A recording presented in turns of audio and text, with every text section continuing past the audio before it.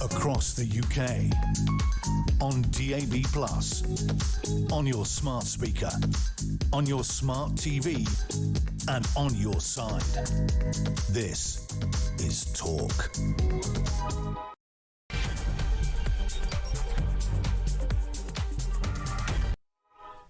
Now, where were we? Since we last spoke, we've had a pandemic, we've had 2 global wars, we've had a cost of living crisis, we've had the woke takeover of our public institutions, we've had 2-tier justice in the extreme, we've had a general election, we've had Rachel from accounts, an economy shot to pieces, and Greg Wallace has been chucked off of MasterChef. It looks like you and I have got work to do.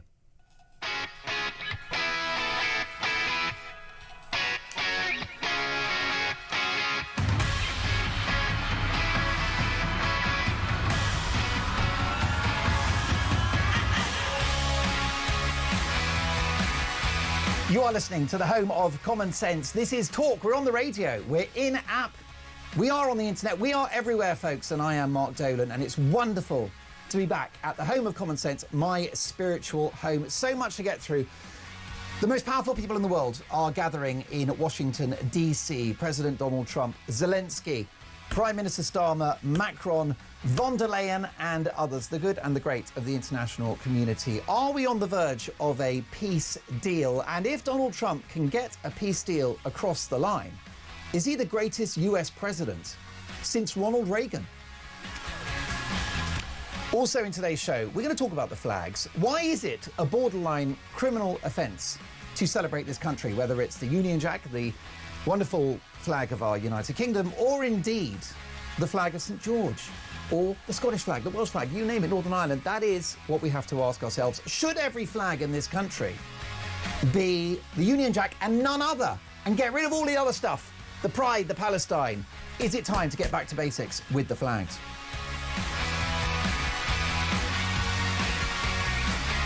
Another big question today, do you still trust the BBC as they're caught up in more fake news, more disinformation, more Hamas propaganda in relation to the Gaza war? And that is a serious situation. We'll come to that. We're going to speak to an ex-BBC star who's furious about the lack of credibility within the BBC. So much to get through. This is Mark Dolan.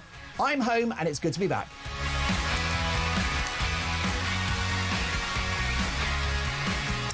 Now let's head straight to the United States and the Sun's editor-at-large, Harry Cole. And Harry, thank you so much for joining us. First of all, what would a good result look like today?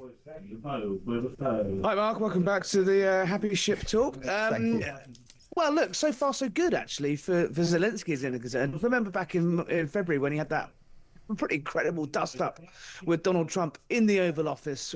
He was pretty much booted out of the White House and walked, after a blazing row about not being grateful enough for US support and risking World War III. None of that happened today. They've just finished they're currently still in the meeting, but they've just finished the public bit of the meeting. And frankly, it was a bit of a loving.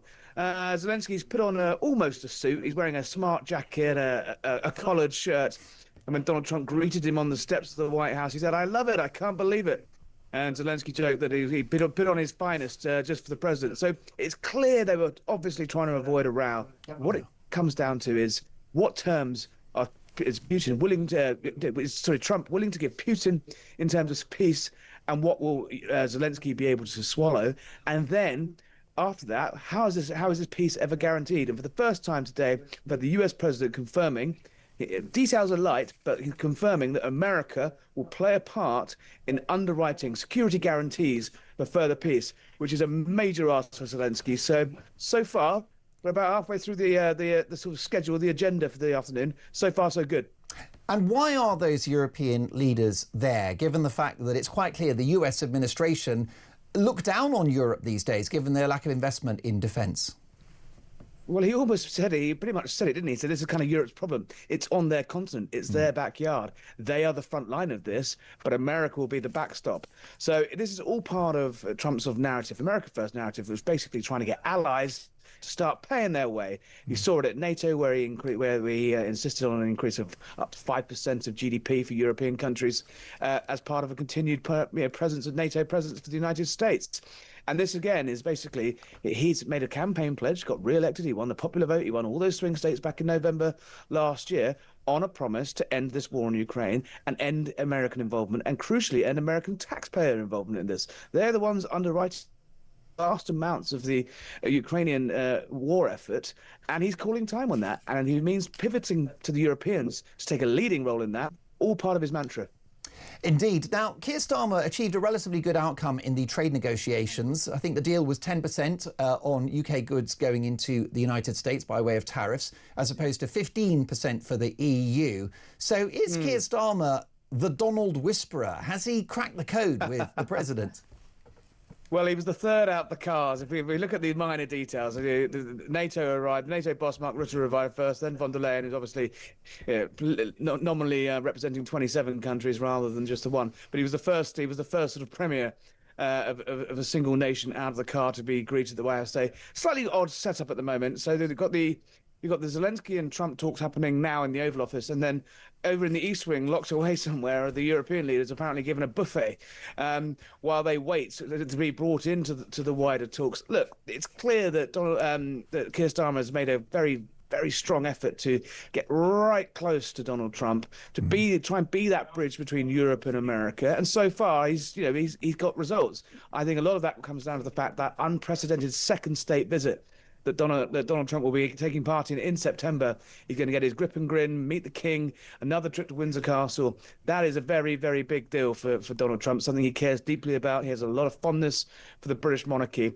I wonder how great the relationship will be after that. There's a few storm clouds on the horizons. A lot of what the UK is doing in terms of online censorship, in terms of digital services taxes, targeting American tech giants with taxes, doesn't rub this White House up the right way. At the moment they're playing nicely. Whether that will last for the entire of the next 4 years of Donald Trump and the next few years of Keir Starmer remains to be seen. I suspect there could be a dust-up brewing down the line. Harry, just in the short term, in the next few hours, what's your best guess as to how things will play out? Well, I've got to write the paper, so I've got to. You are the news. Harry Cole decides. Look, I think this has been. It's clear that all sides don't want another repeat of that February dust-up. I don't think we're going to get sudden white smoke or even a huge amount of details. The best step I think they're going to do, which they hinted at in the Oval just a few minutes ago, is that next step is going to be a trilateral meeting. So that will be the Americans, the Ukrainians and the Russians, and what a moment that will be, in the room together. Now, White House sources are saying that if there is an agreement and President Putin comes to the table and Zelensky's ready to come to the table, that meeting could happen within days or perhaps just weeks. Harry Cole, keep up the good work. Look forward to reading tomorrow's paper. Harry Cole is the editor-at-large of The Sun newspaper. Should the only flags that are actually in our cities and our town centres only be the Union flag and the flags of our home nations? Georgina is in London, the capital. Hi, Georgina.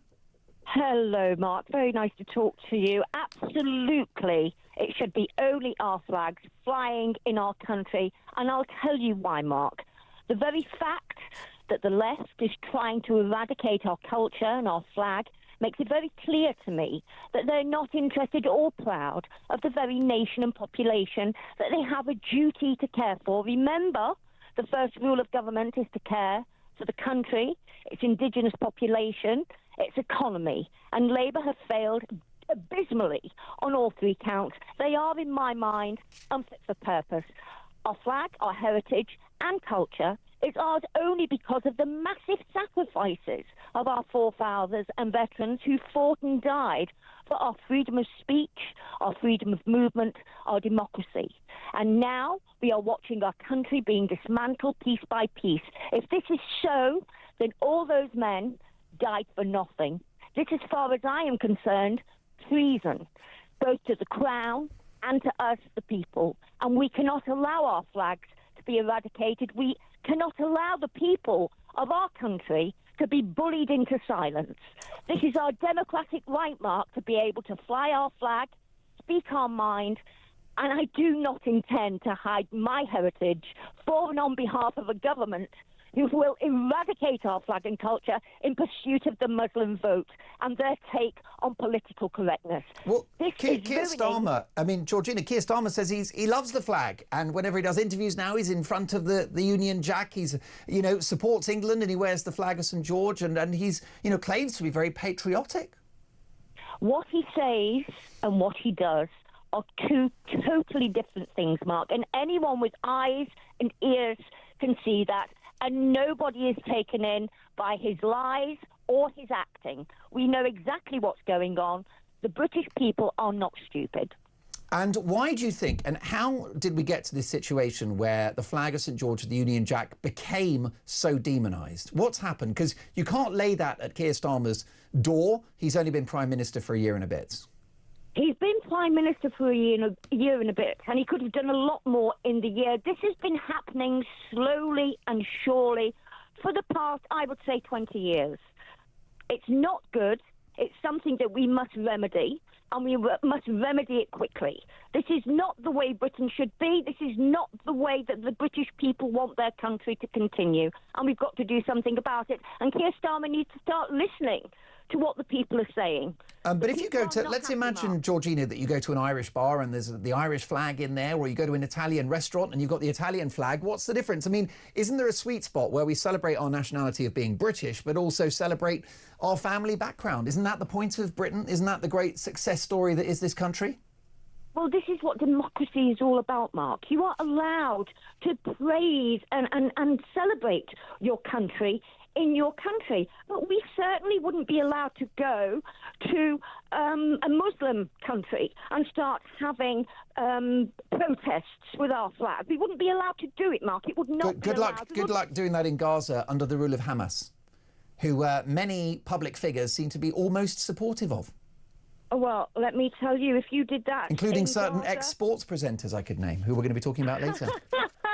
Well, Gary Lineker is very welcome to go over there and wave his flag if he wants to. But let me tell you, any sane-minded person would not go over to Gaza with a Union Jack, or what do they call it, the Union flag now? When I was a little girl, you see, I'm an old lady, and you don't it's sound the Union it. You Jack. sound very well preserved, Georgina. One question I've got for you is, do you think we'll ever get this national pride back? Because we are where we are, and we now have a multi-ethnic society. I mean, I guess most of us are part of that. My folks, were and are Irish. My dad's passed, and my mum's still around, and she's Irish. So we are a multi-ethnic society. How do we fix this? Can it be fixed, Georgina?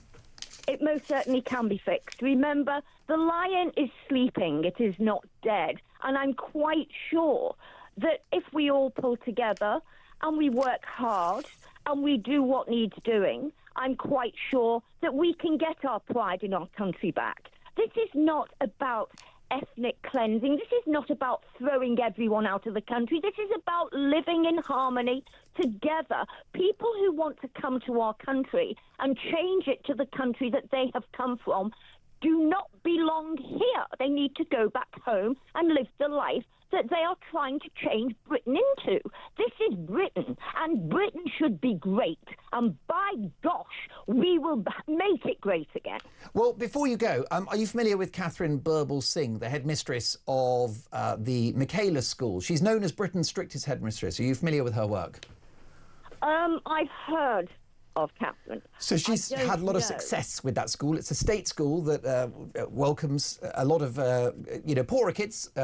It's a Wembley-based school, and the intake is quite socially deprived and multi-ethnic. And when they come into the school, they have to have the school uniform. The tie has to be perfect. The skirt has to be the right length. They've got to have all the correct items in their rucksack. The books have to be out and ready and open when class starts. And they sing the national anthem every morning. Is that the way to go? Absolutely. Listen, my darling, when I was a young girl... Darling now. Things have escalated. Slow down, Georgia. We've all had a drink, Georgina. Well, I'm not a big drinking person, but Mark, when I was a little girl, let me tell you, my parents used to go by the rule, spare the rod and spoil the child. This is the era I was brought up in, and we were supposed to be dressed properly for school, and we did say prayers, and we did sing songs and sing the national anthem, and I think it's a bit of that this country's short of. So Well, we're done, not short. Catherine. We're not short of common sense from Georgina in London. Georgina, give us a call again soon. Brilliant to talk. We're going to keep this flag conversation going. Should it just be only the Union Jack and the individual flags of the home nations that feature in our cities and our towns? Let me know. Give me a call 0344 499 1000. I'm going to speak to a commentator who's absolutely furious about this. And we've got another question before the end of the hour. Has the mass immigration experiment left Britain's women unsafe? We'll discuss all of that after this.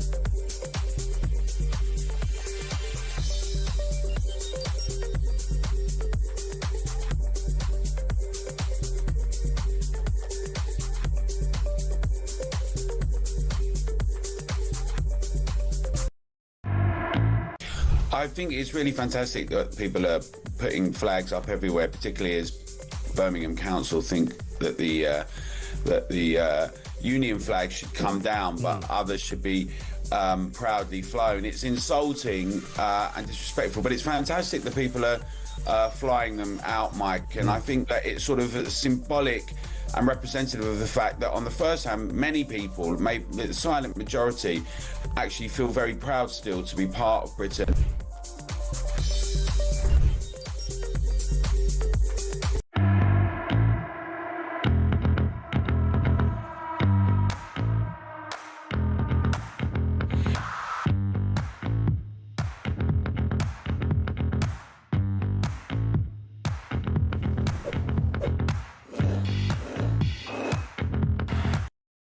Across the UK, on DAB+, on your smart speaker, on your smart TV, and on your side. This is Talk. Brilliant message from Adrian, who says, welcome back, Mark. It is Mark Dolan, in for Kevin O'Sullivan, by the way, and I'm delighted to be here. What an exciting moment after all the things that have happened over the last few years. We've got so much to get through, so much to talk about. But Adrian says, welcome back, Mark. The lion is sleeping, not dead. I'm knocking that Georgina. Brilliant stuff. I think he means I'm loving, or maybe you're knocking her off. Who knows? But let's not speculate. Let's talk about the flags. Why is it now a borderline criminal offence to have the Union Jack or the flag of St George? Let's speak to brilliant political commentator Esther Krakow. Esther, how are you? Hi, I'm very well, thank you. Why does the flag matter? Why is it important? It's just a piece of fabric. Well, it's a symbol of national identity. I find it quite surreal that this even has to be a conversation. I mean, this idea that we now are in flag wars because some flags are okay to wave over the council buildings, but others, I mean, as in the flag that unites this entire country, is seen as a tool of divisiveness and something that can cause controversies. It's actually quite amazing to me. You would literally never see this anywhere else in the world. Well, it's a metaphor for the fact that we're not allowed to love our country, are we? We're not allowed to love our history or be proud of our great history. And any celebration of our national identity is xenophobic or worse. I think it's even deeper than that, which is it's a fundamental attack on the soul of this country. I mean, if you're saying, it's one thing to shy away from or to not really be kind of gung-ho for the flag like the Americans are. It's another thing to say this is a sign of divisiveness, which is just beyond the pale. That really just means everything that you stand for as a country is unpalatable and unacceptable, and yet the people that are saying this are benefiting from the freedoms and the things that this country has to offer them, which is why they're here in the first place. It's quite incredible to me. Most definitely. And you mentioned America, and the flag in America is not politically divisive, is it? Because well, they swear allegiance to it. They swear allegiance to it, and they say it all the time. That's it. I've just come back from the States, and you've got Democratic supporting households that have the flag outside, and the Republicans. I do think that it's more prevalent in the red states, but overall, most Americans do sort of get around the flag. It unites the country. So, but here, do you think in the UK it is a left versus right battle, the battle for the flag? I think so, but I think it's even more sinister than that. We've seen this creep of sectarian politics coming into the sort of our national politics, and I think that's where it fundamentally stems from. There are people that can be politically enfranchised in this country that fundamentally hate this country, and they're making their voices known because they live in a system and a society that allows them that freedom. And I think it's quite uncomfortable for the average person who may not wave St. George's cross, but is proud to be British and is proud to be English, and it's quite an affront to their own reality. How do you come to terms with the fact that you're basically living side by side with people that hate everything that your country stands for? Yeah, Joe in Shrewsbury said Shrewsbury. I think it's Shrewsbury. Hello, Joe. Thank you for watching and listening. She says, "Hi, Mark. It needs to be the Union Jack, not the flag of St George, and we need to fly it from every bloody lamppost in the UK. We should be united, English, Welsh, Scottish and Northern Irish. It's do-gooders who have created this embarrassment of a country, and we need to regain patriotism and kick the do-gooders and spongers out ASAP." How is that done? Just keep going. Never give up. I love the phrase "off every bloody lamppost." I think that's I couldn't have said it better myself. But it's sad that this even needs to be done. It's sad that it's come to this. It's sad that there's some sort of war to fly the flag of the country that represents. Do you think this is a particular issue among the left? I would say so. I think it's taken root in sort of the political left. It's found a home there. It's one of those things that could never really stick on the right because it's fundamentally absurd. What do you mean the British flag is offensive? And it's the left that drive a narrative that this country has a shameful history, that it's a hotbed currently of racism and intolerance. That's the narrative from the left, isn't it? Or some quarters of the left? Yeah, exactly. And they've kind of accepted that diversity is more important than everything else. I mean, it's quite amazing how much the modern left has really just kind of run away from what the left actually used to be in the 1970s. You used to have working class communities in this country that were the most patriotic pockets of society.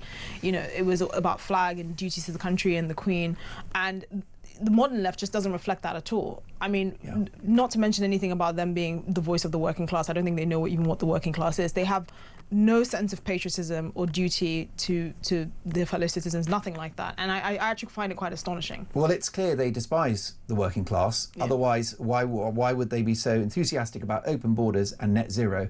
The policies, both of which affect the poorest the most. Yeah, exactly. And that's it. So we try to recalibrate this in some way, but it's going to be very difficult. People are angry about this. Will this be an issue at the next election? I think it will be a minor issue, but I certainly think the erosion of national pride is something that taps into a very deep sense of what it means to be British, and I think that's something that probably reform will pick up on. I mean, I think even from a logical perspective, this doesn't happen anywhere. You can never tell the Koreans not to fly a Korean flag.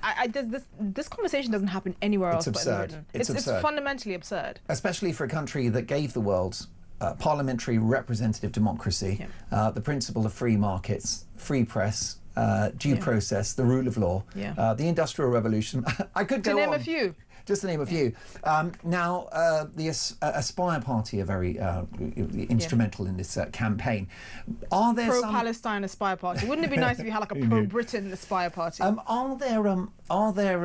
Is there another side to this, which is the idea of some agitators on the right who are weaponising the flags and confecting this drama where it doesn't exist? Because there is a suggestion that the reason why these flags are being taken down as part of this campaign is simply health and safety, that they could just land on someone's head or wind up on someone's car windscreen. I don't think they are a symptom of the disease. I think they're just showing what the disease is, which is what in this country matters the most. And it looks like diversity and anything that has to do with people's sensibilities, as opposed to living in a country under one flag with one common tongue, with a shared history, values, culture. that has taken second place, and whenever that is the case, then anything goes. So you have this absurd situation where you can't fly the flag. Well, why? Because something else is more important than that, and that's someone's sense of identity that's othered them from the rest of society. And then when you go into the extreme sense, okay, what happens if this country is at war? These people ever fight for Britain? No, but they've extracted a lot of value from the country. Is that right? Yeah, I mean, so. and you know, you said we've got to keep fighting the fight, but I mean, can you retrofit patriotism in a diverse population? I don't think it's necessarily retrofit. I think we've kind of sleepwalked into this. I think once you remind people what is actually at stake, once you remind people what kind of country do you think your children will grow up in, you know, do you think the people that fought for the freedoms that you enjoy now would even recognize the country, and is that a good thing? And this is a country that has trigger warnings in museums. I was at the Science Museum, and I was there looking at the original steam engine, which is a great achievement, and I was with my son, and most of it was a big apology for the colonial era, and no celebration of this remarkable invention, which is what I was at the Science Museum to enjoy. Yeah. It's crazy, isn't it? Now, let's have a look at this. OMG, says Jan, totally agree with Georgina from London. Well said. God help us. What is this country going to be like in 4 years' time? I dare to think. Can I ask you, do you think that Starmer, who is a political pragmatist... Are we going with that? Right. Okay. Well, he's a lot of That's things. news to me. That's the politest thing I can say. Okay. But what he does is he moves with the wind, doesn't he? Yes. You know, he seems to sort of change position, and he's had more U-turns. I think unprincipled is a better way to put it than pragmatist. Pragmatist denotes something positive. I know. I might hear what you're saying. But the question is, will he identify this public anger, this irritation demonstrated by so many people watching and listening to talk right now, and will he actually manoeuvre himself into this sort of patriotic, flag-loving position in the next 4 years? The problem is when you've developed a reputation for not having any political convictions whatsoever, other than the fact that you believe that you should be in charge, which is the only conviction he has. He doesn't believe in anything other than that he should be prime minister and he should be leading this country. You can't really convince anyone of anything else. I mean, how is he supposed to convince the country that he is somehow a flag-flying, gung-ho, super British, patriot, when this is the same person that voted against every single legislation by the Tories to control immigration in this country since 2015? Jason is in Sheffield. Welcome to Talk. Hello, Jason. Oh, it's Del in Glasgow, first of all. Del, how are you? Apologies, everyone, as I get my feel for this lovely, gorgeous studio, by the way, which has it seems to have had a spring clean since I was last here. Del is in Glasgow. Del, we're talking about Keir Starmer and patriotism, and you've got a related point to that. What have you got to say? Yeah, I joined the British Army during the late 80s at the end of the Cold War, right? But would I let my kids go and overseas and fight for this crazed, mousy tongued communist who's brought the enemy to our country to rape our kids, stab us and rob us, and where we have to send our kids abroad? I don't think so. We're going to have a hell of a fight at home soon enough. Off that, you're going to have to get off that fence. It's interesting that you're in Scotland, and being patriotic in Scotland is not a problem, is it? Well, it's somebody else's problem if they don't like it. Yeah, that's a fair point.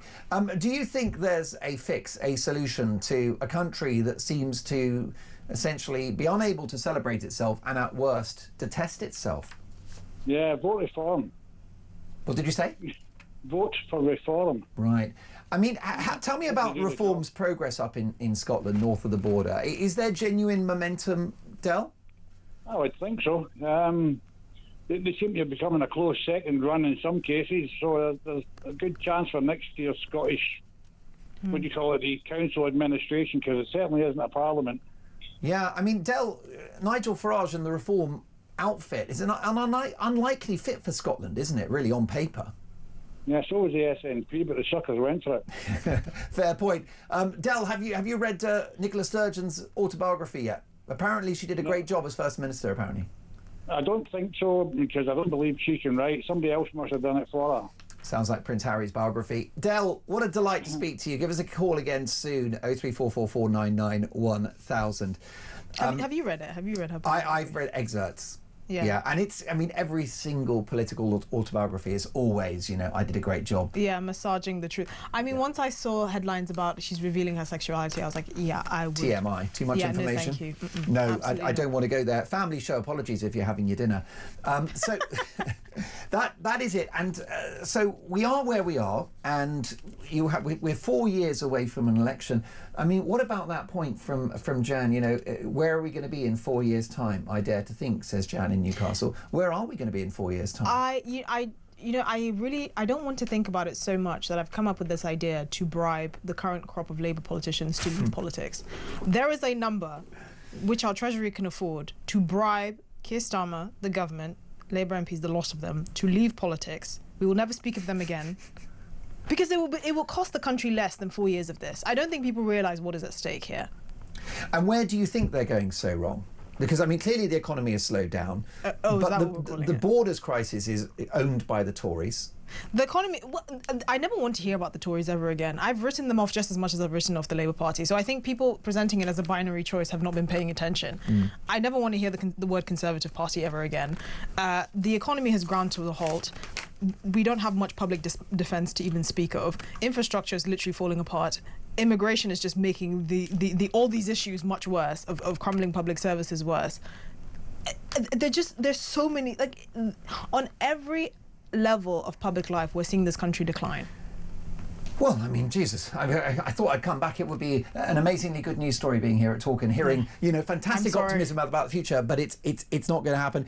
And obviously, you've got Labour, you've got the Lib Dems, you've got the Tories. This does seem to be a uniquely British problem. Why?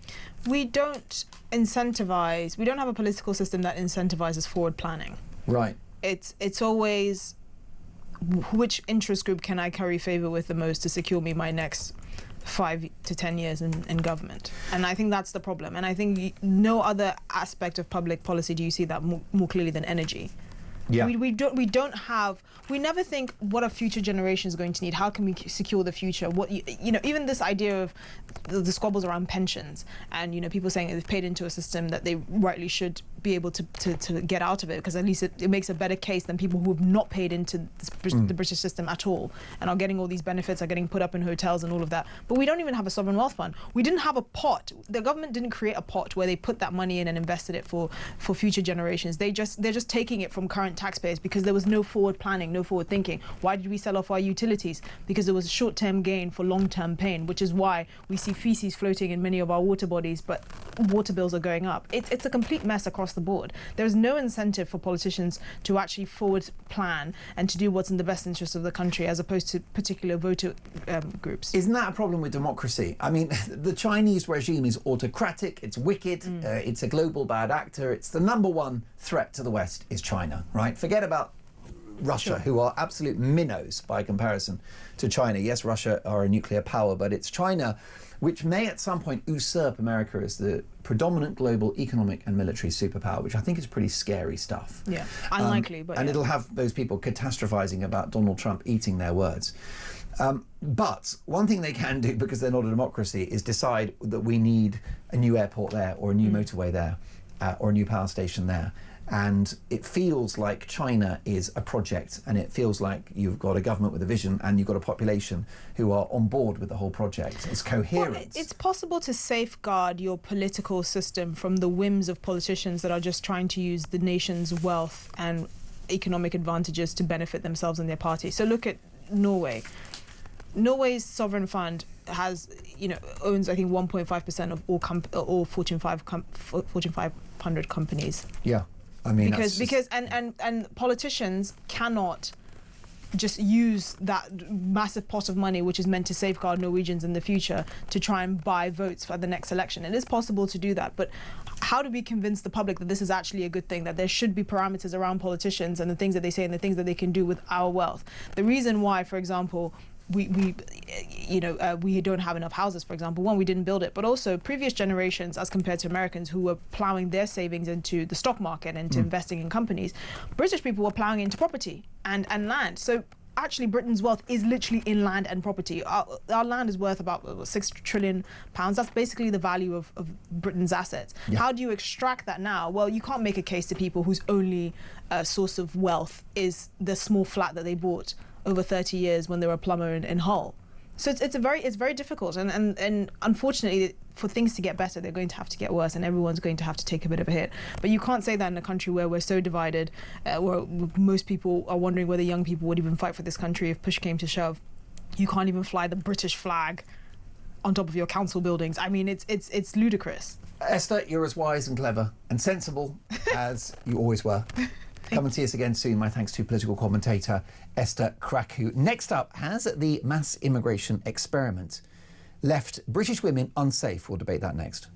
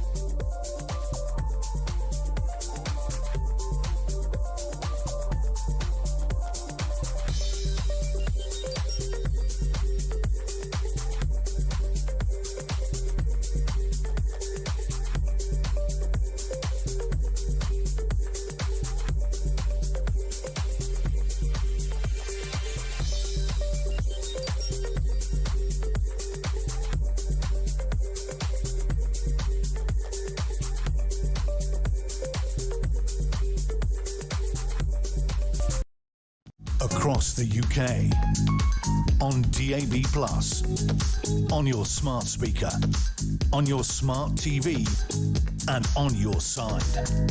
This is Talk. So is Britain's mass immigration experiment exposing women? Is it making British women less safe? Let's speak to political broadcaster and author Jess Gill. Hi, Jess. Hi, Mark. Thank you so much for having me on. That's great to have you on the show. Why is this so preeminent as a topic at the moment? The idea of linking immigration with women's safety, and is there anything in it? Yeah, absolutely. I mean, I would say mass immigration is the biggest threat to women in Britain today. And we can see by this poll the fact that almost half of women in this country believe that mass immigration is making their area unsafe. I mean, the statistics just prove it. 1 in 4 sex crimes are committed by foreign nationals, which means that they're overrepresented in terms of crime statistics. And I think they're 3.5 times more likely to be arrested for these sex crimes as well. And when you take into consideration of nationalities like Afghans, they're 20 times more likely to commit sex crimes than the British population. So this is obviously a massive issue. And we can see right now with the protests in the streets when it comes to women standing up for their basic safety. We can see through the success of my own organisation, the Women's Safety Initiative, where we've had hundreds of women come forward and say that mass immigration is making them unsafe, that when they get catcalled, when they get harassed, when they get assaulted, and even worse than that, it is most likely going to be foreign nationals. These are the stories that we've heard over the past few months since starting. But the raw figures will implicate the indigenous population, number one, won't they? So I take your point about proportion of offences in relation to ethnic and national background, but the raw numbers will still implicate, people that are British that live here.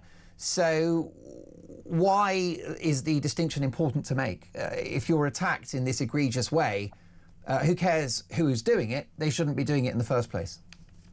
Yeah, I think it's a valid point to raise. First of all, I think different crimes, different sex crimes in particular, should be treated very differently. For example, a lot of the sex crimes committed by the native population are generally relatives, friends, family, people that they know, their husbands, their partners, on which needs to be dealt with a lot differently compared to if someone randomly attacks you in the street, which is what we're seeing when it comes to migrant crime in particular, and also addressing the reason why it's happening. Obviously, we should try and tackle all sex crimes without a doubt. However, different sex crimes need different approaches, and there's different reasons why they commit it. And I think it would be ridiculous to deny the fact that's the reason, or at least part of the reason, why these men from these countries commit these crimes is because they're carrying the attitudes from their countries. There's a reason why, Afghans, for example, they're more likely to commit sex crimes when women have no rights, they have no respect in Afghanistan. And you can see that with the statistics, with the data. And I think if you want to be honest about this, then you need to address that. I mean, it is true that the native population commits more sex crimes, but at the same time, it means that we've imported a quarter of our sex crimes. A quarter of sex crimes could have been avoided if the government didn't take their radical extremist mass immigration policy that we've been seeing over the last decades. Well, yeah, that is obviously the big problem, isn't it? Is that if people come to this country and attack citizens, and particularly via illegal immigration, then these crimes are crimes that were avoidable and have happened in a sense by design, because it's been a policy of open doors, open borders, effectively. Yeah, absolutely. I mean, it's shocking that the government has turned a blind eye to this for so long. I mean, honestly, I would expect the figures to be way higher. Personally, right now I live in Tottenham. Only for another week. I'm moving away, thank God. But ever since I've been here, it's been one after another. Every time I go out, there's been some incident that's happened. Somebody said something weird to me. Somebody stared at me in a very uncomfortable way. I've even had multiple people follow me home on different occasions. When it gets dark out, even though it's 10 minutes from the tube, I have to get the bus. And even then I've been followed from the tube station to the bus station, to the bus stop, and from the bus stop to my accommodation, even though it's a 2-minute walk. And throughout my time as founder of the Women's Safety Initiative, I've heard so many stories of women feeling the same way all across the country. This is what's happening all across the country to women. And you can see this, for example, with the grooming gangs. That's the key example of this, where women and girls across this country have been raped and groomed by predominantly Pakistani men, and the authorities have turned a blind eye to it and sometimes been implicated in it. Well, indeed, and many of those perpetrators came to this country. They're not born British citizens, and therefore we have imported, the worst kind of criminal into the country, attacking the most vulnerable of our community, of our society, which is young girls. So it is obviously quite shocking. But is there a danger of tarring everyone with the same brush? Because you mentioned statistics around people from Afghanistan. That's fine, but it might also be that the person working in your local chemist is from Afghanistan, doing a great job, delivering you a pizza perhaps, working in a garage. What do you say to the law-abiding foreign nationals who have come to this country making a life here? My priority is with British women first. I think that just makes sense. I think even though obviously it's nice if, for example, a chemist is a foreign national and they just want to pay their taxes and uphold the law, I think that's respectable and I applaud them for doing that. But at the same time, if it's at the slight cost, at the slight chance, which it is, as I said, Afghans are 20 times more likely to commit sex crimes and foreign nationals are 3.5 times more likely to commit sex crimes, I don't think it's worth it, because, the implications of that are women are getting raped and sexually assaulted, and I don't think that's a price worth paying. I'm not saying we can't have any immigration at all, that's ridiculous, but I think the vetting needs to be a lot higher, and I think we need to have a genuine think of who we've allowed into our country, and I think we need to reverse the vast majority of it. Even if you close the border right now, is the genie not out of the bottle? Yeah, absolutely. I think we need to be realistic with this. We've had an extremist mass immigration policy over the past decades. The people who are sexually harassing me in Tottenham will stay there, and I think that's unacceptable. The people who have been in the grooming gangs will still be there. That's unacceptable. As you said, the genie is out of the bottle, and I think we need to address that. And I think, at the very least, we need to start deporting sex criminals, because that's not happening. But I think, quite frankly, we need to go further than that, because, frankly, Britain has become unsafe. It also has economic disadvantages and social disadvantages, as we're seeing across the country. You say it needs to go further than that. It's not going to happen, is it? Even Nigel Farage has ruled out mass deportations only for the most serious criminals. I mean, even for the most serious criminals, we're not seeing it. And again, our poll showed that 87% of the British public agreed with deporting sex criminals. That should be common sense, yet the government isn't implementing that. And I think most people would go a step further, in the sense that there are so many people who have come over here with backwards attitudes, and I think they need to go back. I don't think there's anything cruel about it. What's cruel is allowing these people who are regularly sexually harassing women staying here, and a lot of these women don't feel that they can report it to the police because the police will turn a blind eye, they will dismiss them, and they won't do anything. All that will happen is that they fill out paperwork, and that's it. My friend Anna, who's the Deputy Director of the Women's Safety Initiative, actually only a few weeks after we started, she saw this man taking hundreds of pictures of her on the train, and she was very brave. She approached this man. She was like, "What are you doing? Delete these pictures." And she was recording him. She got footage of it showing that he's deleting these pictures which were of her on his phone. She showed it to the police, and the police did nothing about it. They said that he has a right to do it. He can take photos of her. It's within his freedom, and I don't think that's acceptable. Yeah. Yeah. What have you been through by way of your campaign? I mean, have you been labelled? Have you lost friends? Have you been attacked about this? What price have you paid personally for raising this issue? Well, not that much actually, because I think it is quite common sense, and I think most people can see, as our poll said, 90% of people actually agree with us. And actually, it isn't the 10% that disagree with us, it's 3% that disagree with us specifically, 7% are unsure. And I think when you look at those 3%, they're not the 3% that you want on board. Like, nothing that we're saying here is radical or extreme. Obviously, the media will try and label us as certain things. We've had hit pieces in things like the Metro, calling us all sorts. But honestly, I'm overwhelmed by the amount of support we've received. We have 700 members. We've had so much engagement on social media, also in person, and just genuine support. So I'm so thankful for that. And I think, we are going to win. Jess, tell me about how people can find out more about what you do. So we're most prominent on Twitter/X. If you type in Women's Safety Initiative, it should be there. But we're also on other social media platforms, and we have a website as well. Thank you, Jess. We'll catch up soon. My thanks to political broadcaster and author Jess Gill. Fascinating conversation. Next up, Keir Starmer wants to be part of the coalition of the willing. If there's a peace deal in Ukraine, he wants British boots on the ground. Are you willing to pay for it? And would you send your son or daughter to fight for this Prime Minister? We'll debate that next.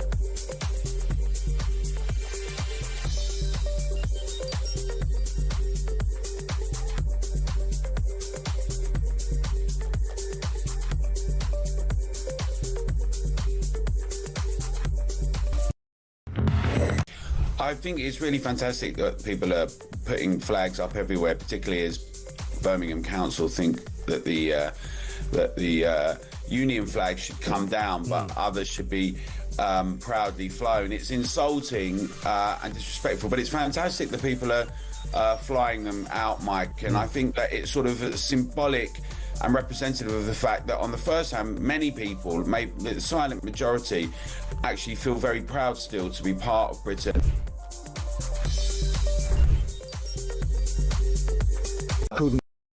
Across the UK, on DAB+, on your smart speaker, on your smart TV, and on your side. This is Talk. We're going to be talking about Donald Trump in the next hour. If he gets a peace deal across the line, is he the greatest president since Ronald Reagan? We're going to speak to a Fox News correspondent about that. Plus, another fake news scandal at the BBC. Basically, regurgitating Hamas propaganda. An absolute shocker. I'll be speaking to a legend of BBC Radio who's not happy about that. But let's talk about this peace deal, this potential peace deal for Ukraine. We know the good and the great of the global political community are now in Washington, D.C., kissing Donald Trump's ring, to perhaps use an inelegant terminology. But the question is, Keir Starmer, now he's talking about a coalition of the willing, boots on the ground. Would you be willing to pay for that? And also, would you send your daughter or son to fight for this Prime Minister? Janice is in Clacton-on-Sea, which is the political home of Nigel Farage. Hi, Janice. Oh, yes.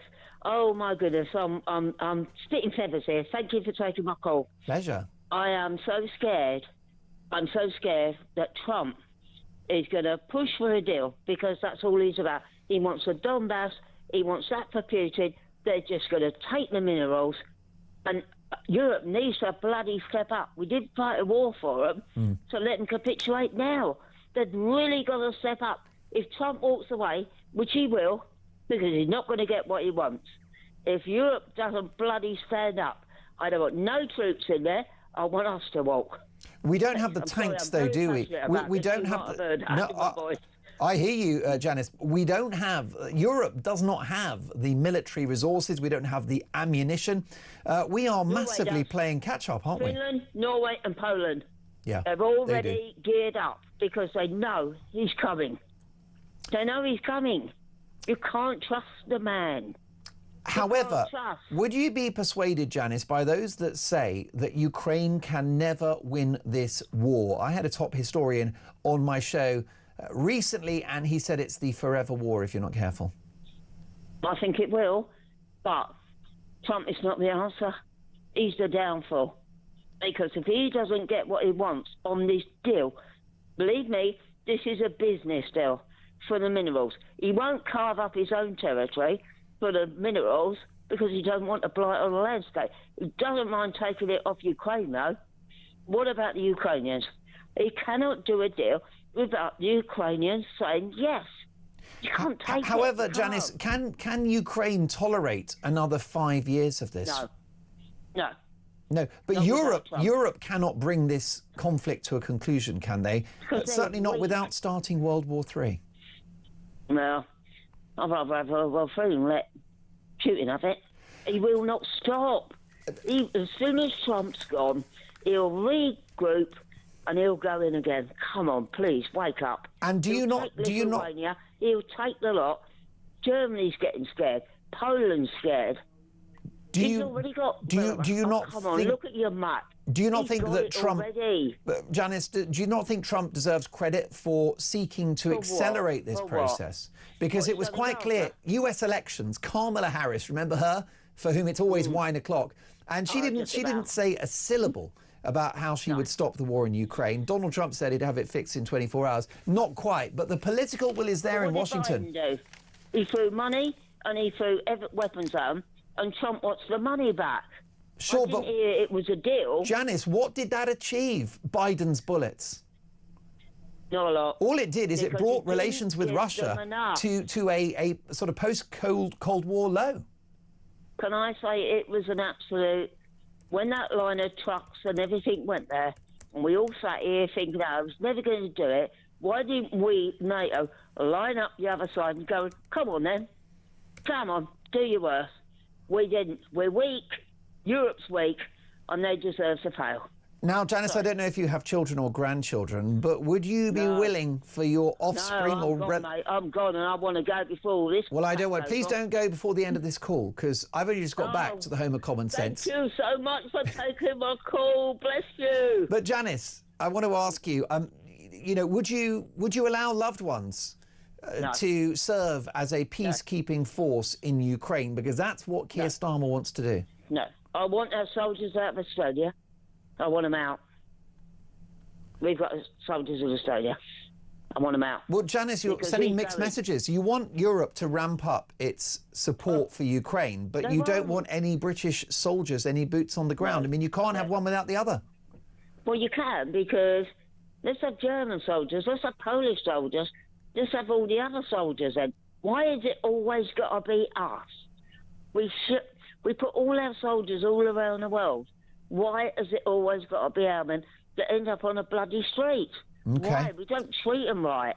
Well, Janice, listen, I want you not to shuffle off this mortal coil, because you're a very important woman with wise things to say and a very interesting counterpoint to this debate. I'm so glad you called. Please give me another call again soon, will you? Janice in Clacton-on-Sea. William is in North Ayrshire. Hello, William. What's on your mind tonight? It's actually North Lanarkshire. Mark, Lanarkshire, thank you. Lovely. Beautiful part of the world. Really. Have you had a little dram tonight? Have you had a wee scotch? No, I'm actually just going to bed for my night shift. Oh, blimey, I won't keep you up. What do you work at, William? I can't tell you because it's I work with hotels and stuff. Oh, and what do you do in the hotel? Are you the barman or something, or the concierge? No, that was a joke. But Mark, I've been watching the programme and I'm absolutely delighted that I can see you on TV again and stuff. Great to be back. But you've had 2 or 3 different subjects, and I wanted to say different things on these subjects. Go for it. So can I ask you a question? Go for it. What's your biggest bugbear, and we can have a conversation about it? I think my biggest bugbear is the economy, to be honest, because I think you are, with the policies that we've had under Rachel from accounts, predicted to be 16,000 millionaires leaving the country this year. The attack on private schools, the non-doms, all the rest of it. The growth has gone down, inflation's up, and I think that's the biggest headache we have at the moment is a crashing economy, and my viewers and listeners to this show are struggling big time, and Labour have made it worse. There you go. That's my answer. Right. What do you think? I'll agree with you on that. And soon figures come out that they're saying there was like 16,000 millionaires left or whatever. Rachel Reeves came out and says... She came out and says, well, we expected that. That was what we forecast. And it's lies. It was absolute lies. Well, they were going to be the government of growth, weren't they? How's that working? William, we're going to hell on a handcart, but I'm back. I've got my voice back, William, and we're going to fix this, let me tell you, because talk is the home of common sense. And what we do, thank you for your call, William. Give me another call again soon. What we do is we raise the issues that matter. We don't understand why you're not allowed to celebrate the history of this country, to wave the flag, and why other flags from other nations are somehow more important and take precedent. We don't understand why we're taxing ourselves to the hilt and destroying the output of this country and the growth and all the rest of it. The woke takeover of our public institutions. We are in a right royal mess, but this is the place where we talk about it, and this is the place where we have solutions and where we fix it. How do you fix the BBC? Because the problem is they've been caught up in another fake news row. I've got the inside story. We're going to speak to a BBC radio legend about that. And the other thing that we're going to do is we're going to talk about Donald Trump. If he gets a peace deal across the line, is he the best president since Ronald Reagan? The number is 0344 499 1000. See you after this.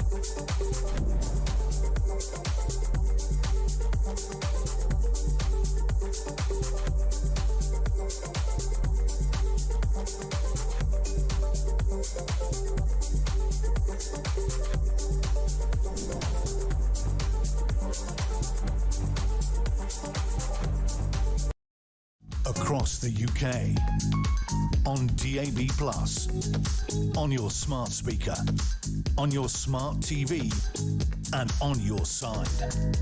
This is Talk.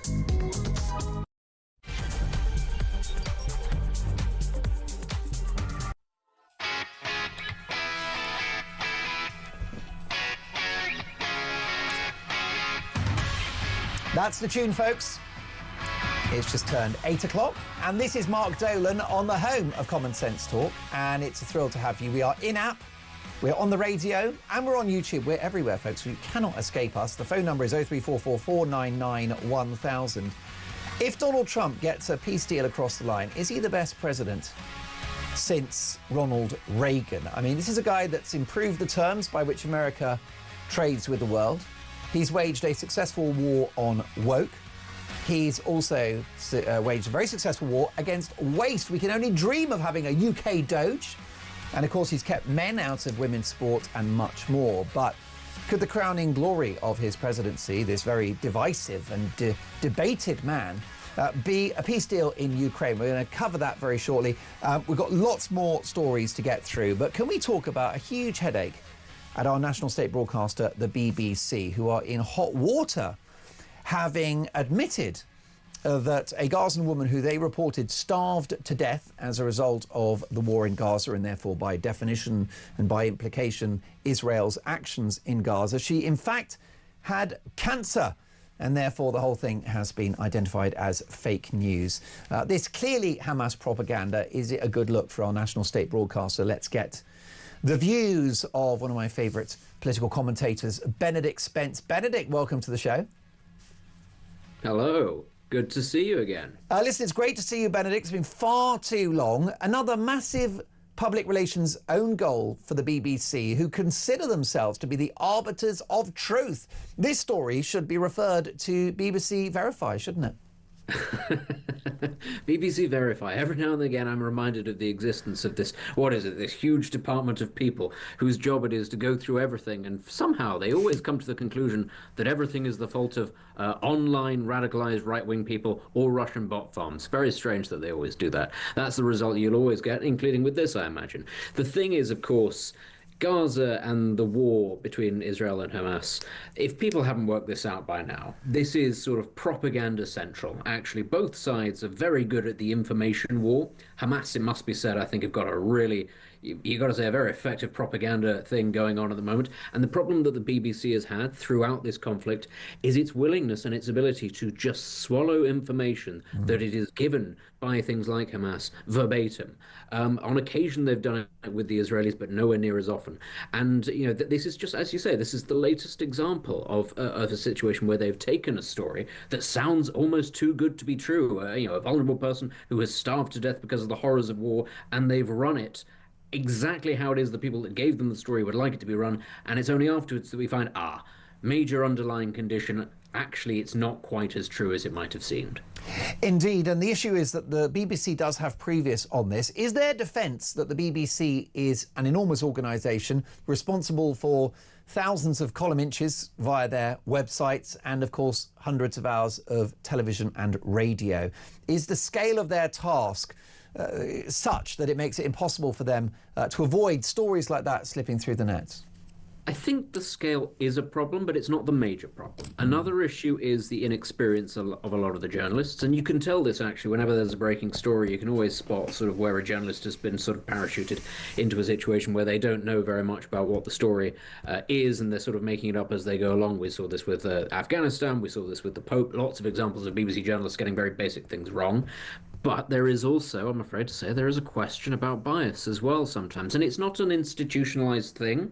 It is just something that I think the BBC itself has struggled to get a handle on with certain journalists at all levels. And, recently, of course, we also saw John Simpson putting out that tweet about some study or other that said that more journalists had been killed in Gaza than the First World War and the Second World War combined. And he threw in a few more wars for good measure. And it so obviously wasn't true. I mean, it was just one of those things where everybody who sat there with half a brain would have looked at it and gone, That's rubbish. What on earth is the most senior sort of news journalist at the BBC doing putting this out there? And that, I think, is the sort of the problem, is that sometimes you get journalists who are just very inexperienced and they're across a lot of things and it's a big organization, as you say. Sometimes there is also a question of bias and of arrogance as well. The sense of, well, we're the BBC. It doesn't matter what, there are no repercussions. We'll be fine. And I'm sure somebody else has fact-checked this. And the issue with the BBC is that it's trusted globally, which perhaps historically is merited, but perhaps not so much in recent years. For example, when Israel's response to October the 7th happened, there were reports that a hospital had been bombed by Israeli forces. Turned out that that was misinformation via Hamas, and it in fact hadn't happened at all. It had not come to pass that it was an Israeli bomb, and it looks like it may have been a misfire from Hamas forces.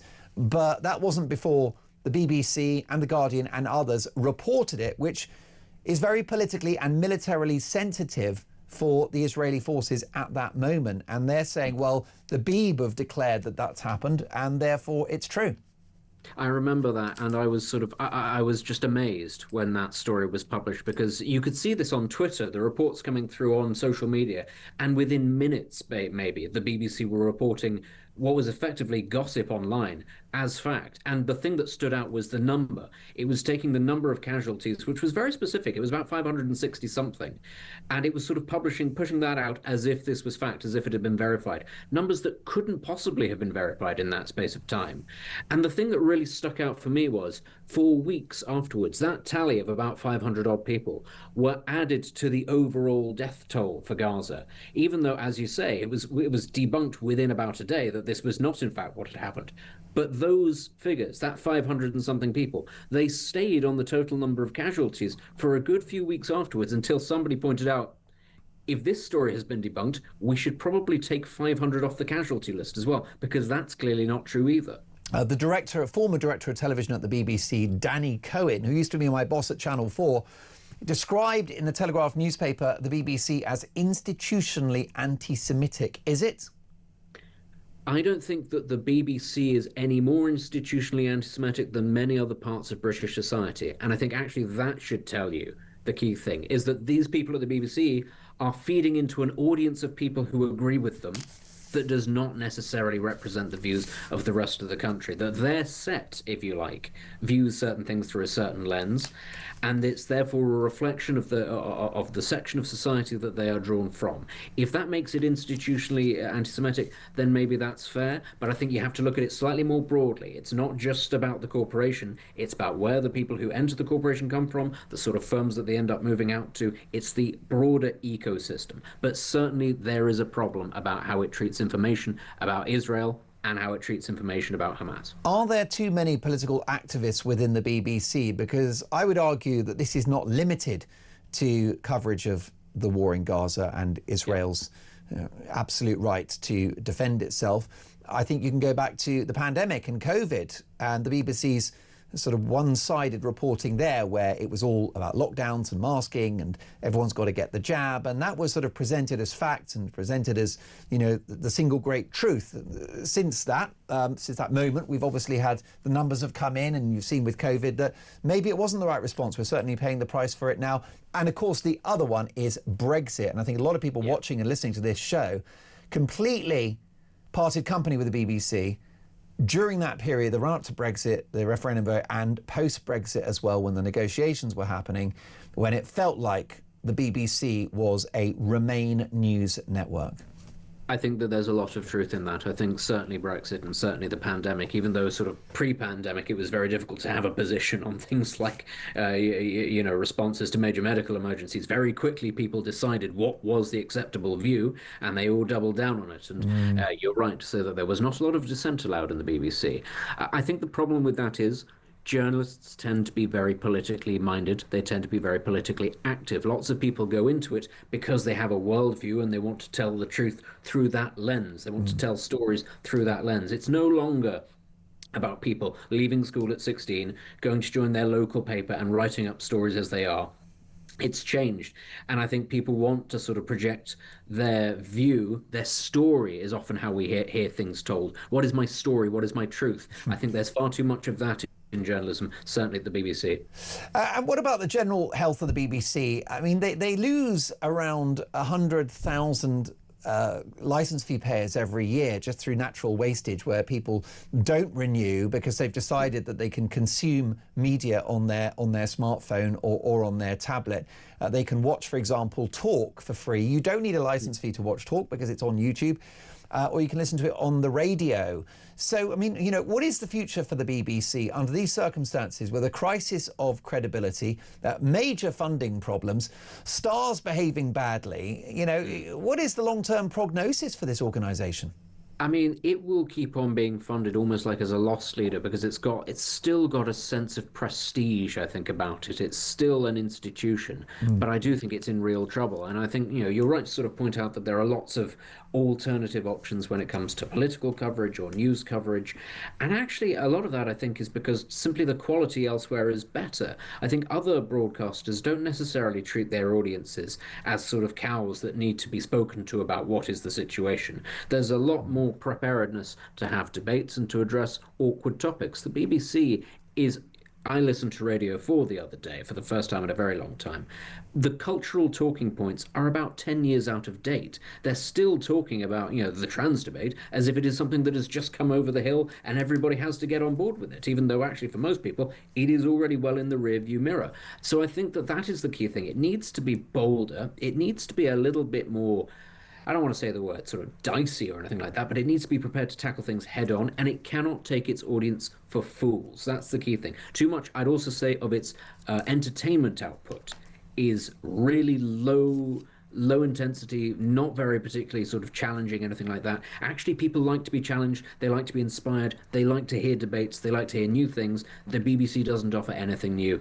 Everything is out of date. If you're just joining us, let me tell you that President Donald Trump is in the White House, and he's addressing the good and the great of the global political community, including the German Chancellor and the Italian Prime Minister and others, of course, our own Prime Minister, Sir Keir Starmer.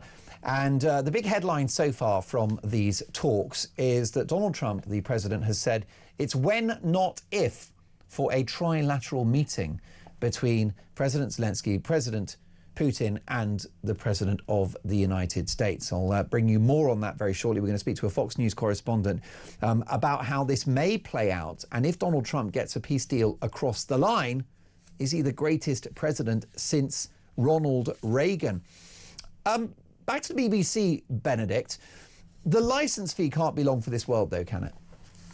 I don't see how it can survive in the current model. I mean, the thing is, the problem is actually also if the BBC is having problems with its funding and it needs to therefore potentially be able to put up prices on a certain point, well, then it's entirely up to an outside body. It's not a very effective way either of being able to monitor what it is that people are or aren't prepared to pay for. For a very long time, I've thought actually when it comes to things like news, fine. License fee, perhaps in a reduced role, I think it's understandable because, you know, in a time of an emergency or something like that, you do need the BBC, the World Service, to be able to tell people what's going on. It also plays a very important part, as you mentioned, across the rest of the world in being able to give people relatively unbiased news, especially in countries where the news is just state propaganda. But when it comes to things like entertainment, like Scotland, yeah. Why shouldn't it actually compete with the Netflixes or the ITVs of the world? It should compete on its own 2 feet.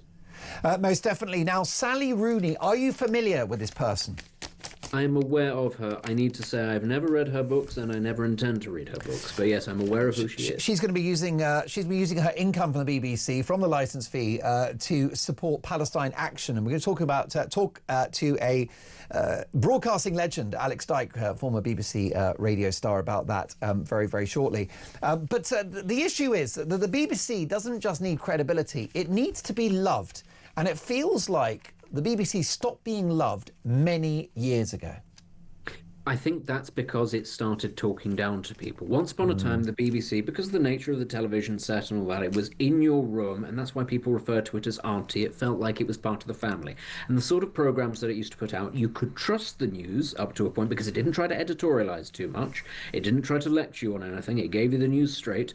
When it had interviews, they tended to be long form and they tended to be intelligent, and it gave you good entertainment. You know, we all lament the death of BBC comedy because we can all see it in front of of our lives when we watch things like Dave, you know, the older sitcoms and stuff like that, and you go, this was demonstrably funny, and what they pump out now is not. And that is the key thing, really, is that it was sort of a trusted friend. It understood what people found funny, what found them entertaining. It knew what pressed their buttons. Now it doesn't. Now it is on some sort of crusade to try and teach people how they ought to be and what is morally right. That's not what people want. Benedict, you've always pressed my buttons. Thank you so much for joining us.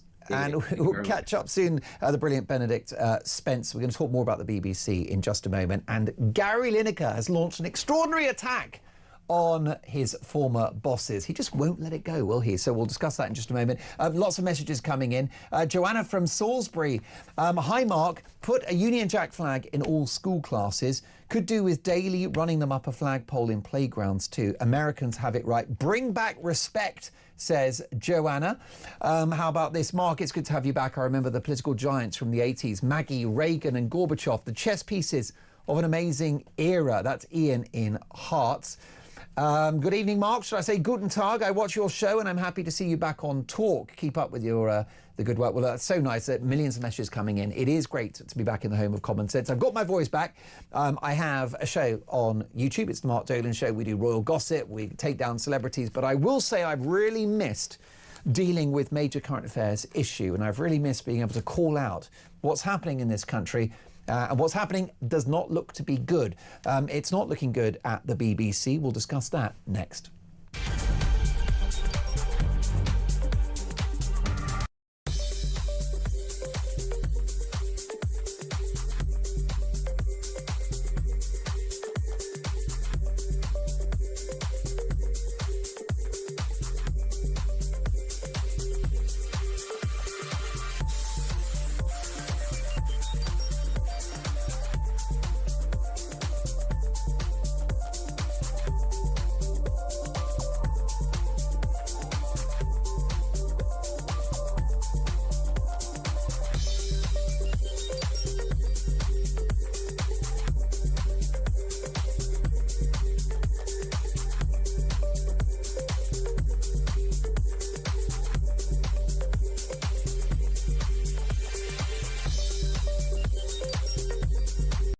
Has convinced Trump. We know about corruption in prisons. We know the amount of drugs that are coming in, the amount of inappropriate relationships. And what we don't know, and the MOJ is not transparent about, is how far up it goes. And I think that, corruption at a higher level can completely destabilise a prison. It sounds to me, it smacks of, well, let's just brush this one under the carpet. And I think that's pretty much what they did.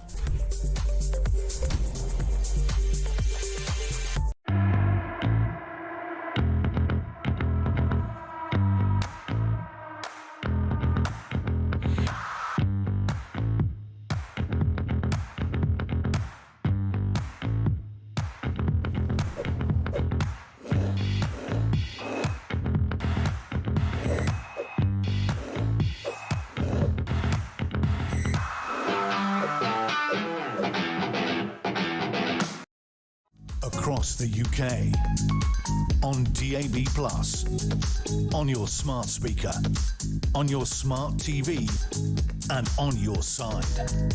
This is Talk.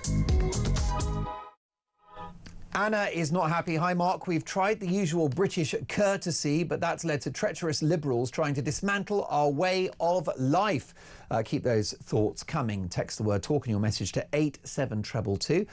It's a really bad day for the BBC because they haven't just got caught up in a fake news scandal around what's happening, the war in Gaza, with the suggestion and the reporting that a woman was suffering from malnutrition and who actually died was in fact a cancer patient, and they've apologised and removed the post, but too little too late. But they've got another problem, which is Sally Rooney, who's a celebrated author whose very popular novels have been adapted into a TV series on the BBC, has pledged to all of her royalties, her BBC royalties, will go towards the proscribed terror group Palestine Action.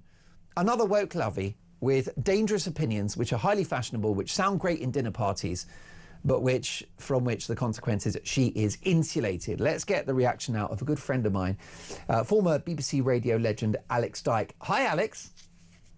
Hi, Mark. It's lovely to be back on with you. Can I just quickly say, I feel like, do you remember when Bobby Ewing left Dallas and they did a whole series and then he suddenly came back from the dead and he was in the shower and it had all been a dream? That's how I feel about your return to your spiritual home talk. Well, I'm so pleased to hear that. And you are J.R. Ewing as far as I'm concerned.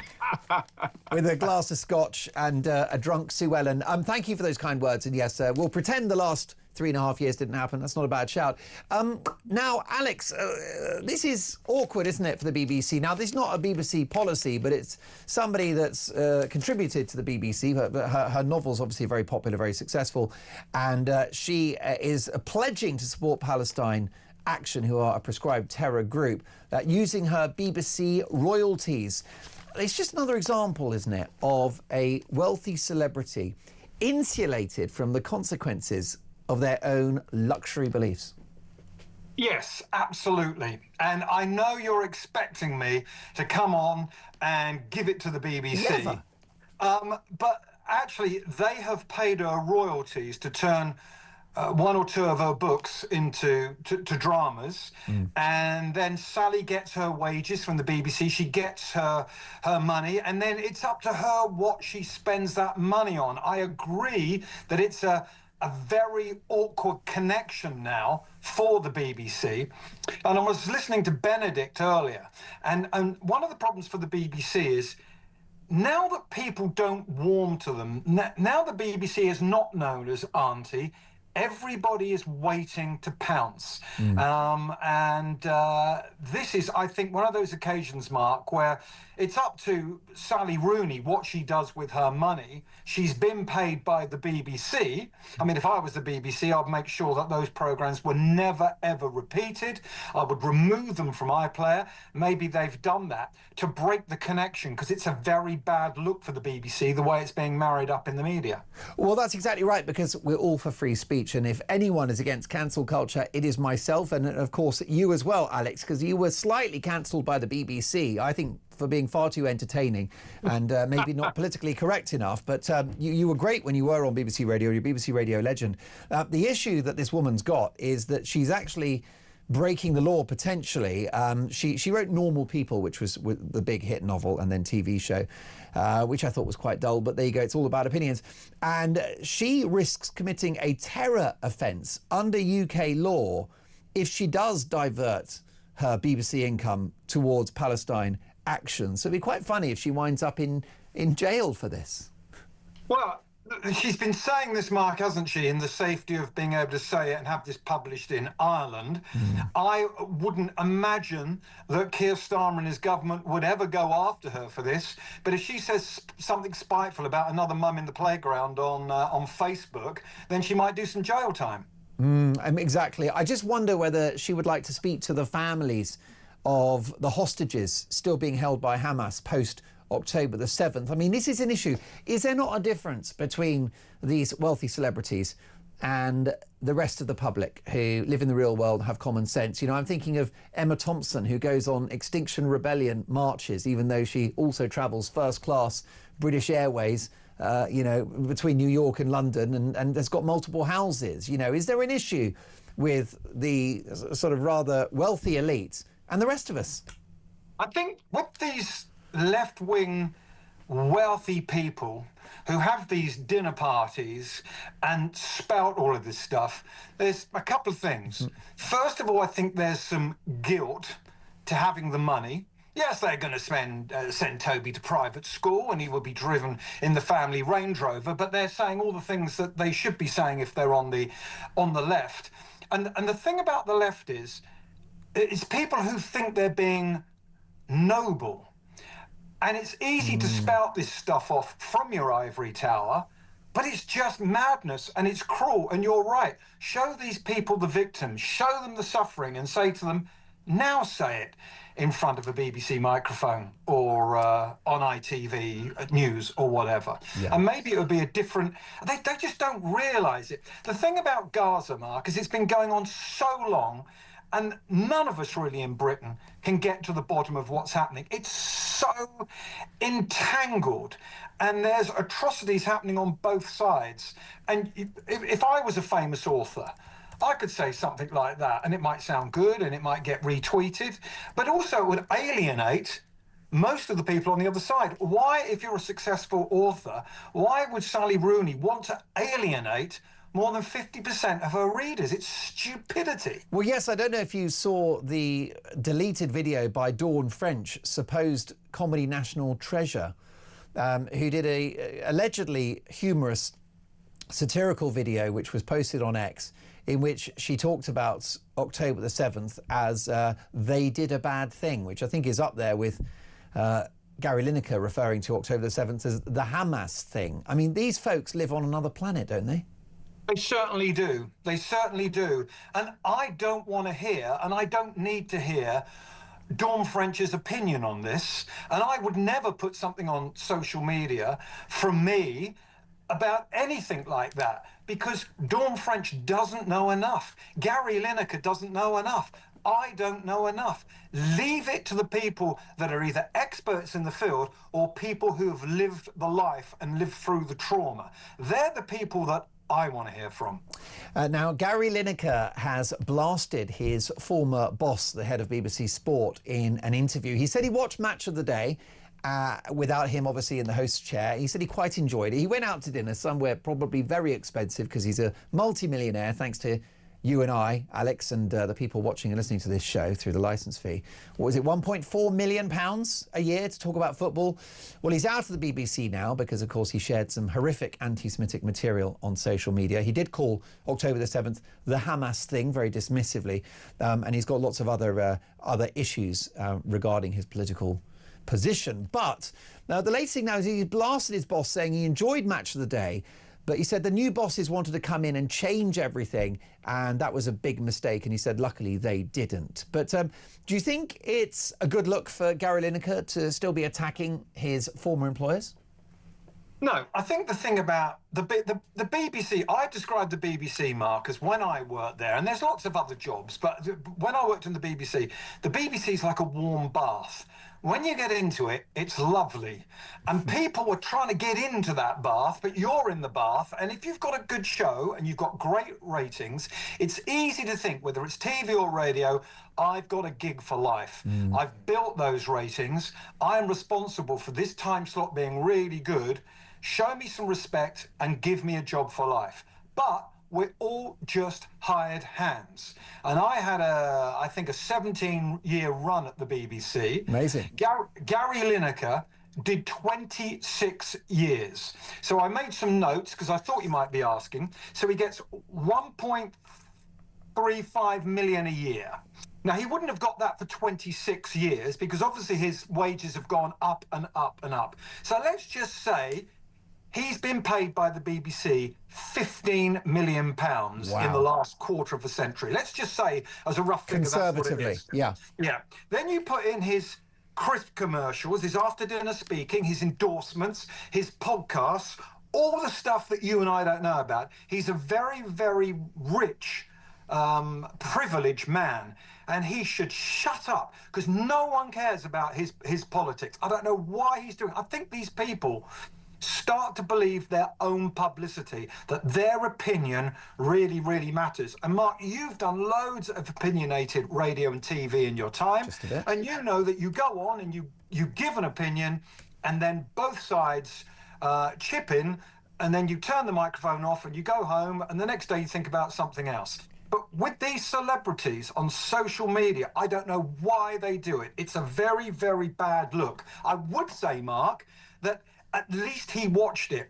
And you and I have been fired from many radio stations and TV stations, and we know that we never go back to the station that fired us and watch it again because we can't bear to watch it. John Lennon once said when he retired in 1975, before he came back in 1980 for that last album, he said, I can't listen to the radio because I know everything on it would be rubbish. All the music's going to be rubbish unless it's better. And if it's better than me, I'm going to hate that too, so you can't please me. So at least he watched it, but did he watch it just for a chance to put something on social media to make himself look good? I don't know, but I just think the guy should shut up.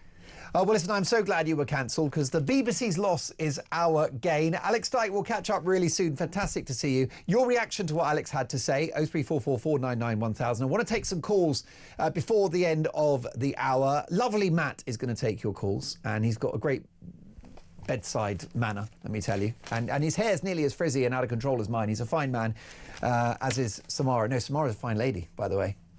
It's very confusing in 2025. And Dave's on the buttons. I tell you, what a fun experience I'm having. It's so good to be back on the Home of Common Sense. And yeah, I'm going to try and take some calls before the end of the hour. I've got a developing story, which is that the petition for a general election has now reached 750,000 signatures, right? That's approaching 1 million people who want a general election. So should there be a general election? And if so, who would you vote for? 0344 499 1000. Let me know your thoughts on that. But next up, if Donald Trump gets a peace deal across the line, he's currently sat there in the Oval Office with Volodymyr Zelensky. If he gets a peace deal across the line, is he the best president since Ronald Reagan? I'll be asking a top US journalist that question next.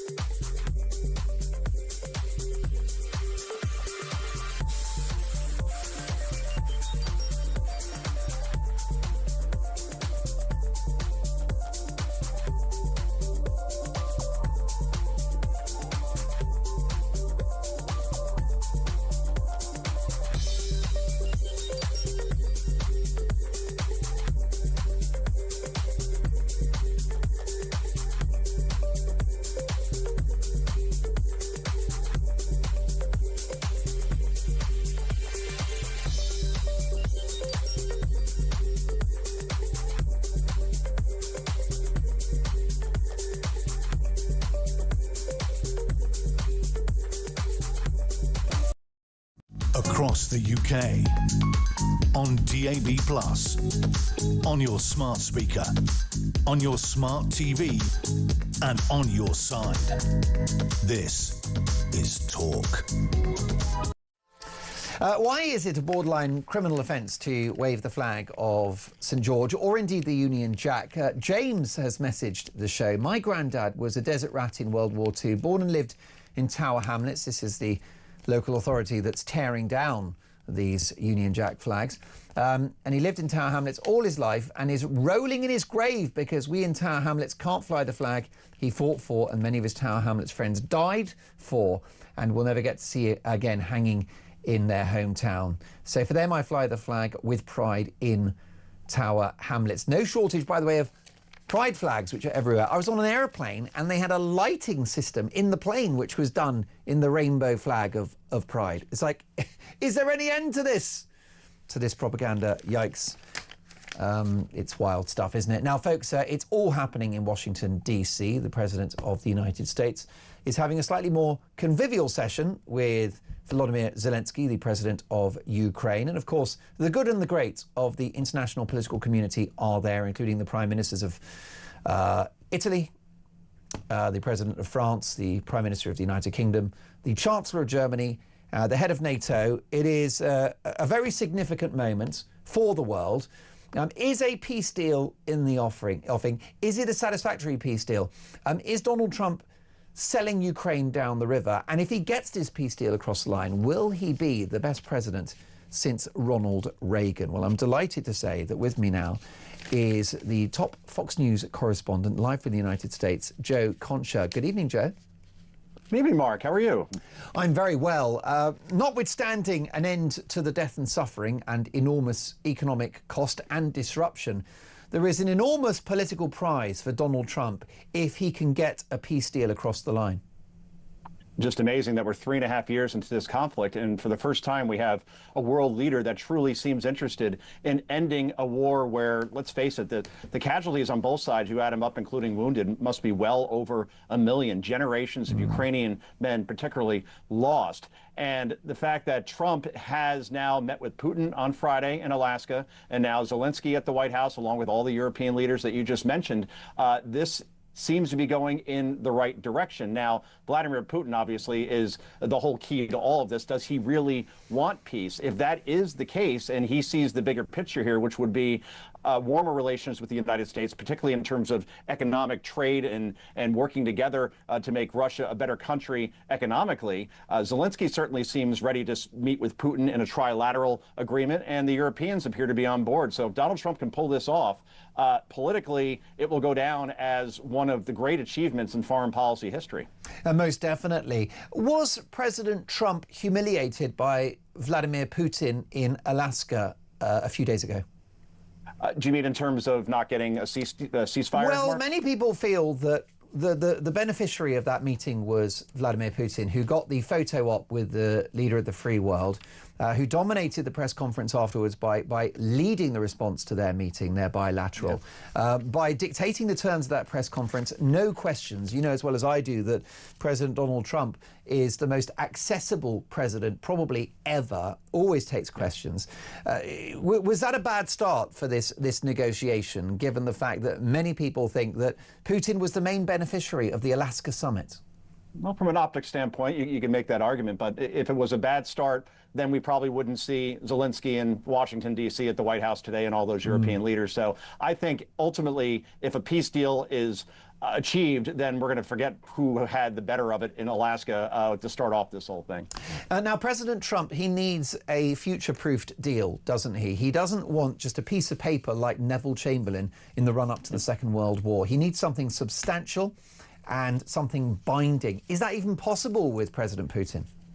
I don't think that is possible, Mark, quite frankly. I could see Putin perhaps signing on to a deal here, taking some Ukrainian territory, and then waiting it out until there's another U.S. president, especially a Democrat who may be as weak as, say, a Joe Biden, or if Gavin Newsom somehow becomes president, or a Pete Buttigieg. And then I have a feeling he'll ultimately go towards what his ultimate objective is, and that is to take back Eastern Europe and make it look like the old USSR all over again, with Eastern Bloc countries and Russia being a dominant force again. Now, we saw from his military, they can't even get to Kyiv. So I doubt they could go very far into Poland or anywhere else up against NATO. But Putin, for now, at least, probably will settle for something that is short of his ultimate goal. But I have a feeling that he realizes he can't get away with this sort of stuff with Trump in office. So perhaps down the line, he'll go for that ultimate achievement that he thinks that Russia should be this world power again, the old Soviet Union. And quite frankly, from what we've seen, that just ain't happening anymore if they can't even get to Kyiv.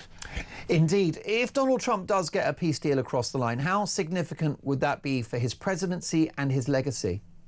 I think that would be probably outside of perhaps securing the U.S. southern border just by his rhetoric alone in a few months, where he had millions crossing over into the United States from Mexico, and now basically that number's down to zero. That's a pretty big achievement. But I think in terms of foreign policy, again, when we're going through the annals of history, you'd have to go back to Reagan winning the Cold War without firing a shot, the Soviet Union collapsing, the Berlin Wall symbolically going down as well, and then the West being opened again to so many different opportunities in terms of West Germany not being West and East, but Germany and other countries as well. So yeah, Donald Trump achieves this, it will go down as the greatest foreign policy achievement probably since Reagan, Gorbachev, Soviet Union, 1989. Well, of course, we know Donald Trump is the master of the art of the deal, but it does need to be a solid deal, doesn't it? I mean, yes, you can't future-proof a commitment from Vladimir Putin. This is a guy that illegally invaded a country. He's not that fussed about the rules or about agreements. Very often you'll have a bilateral over the phone between Trump and Putin.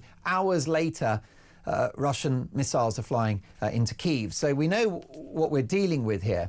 But in terms of this negotiation, is Donald Trump pursuing a deal at all costs? And, is that a mistake? I mean, there's talk of Russia keeping territory that it hasn't actually won militarily yet.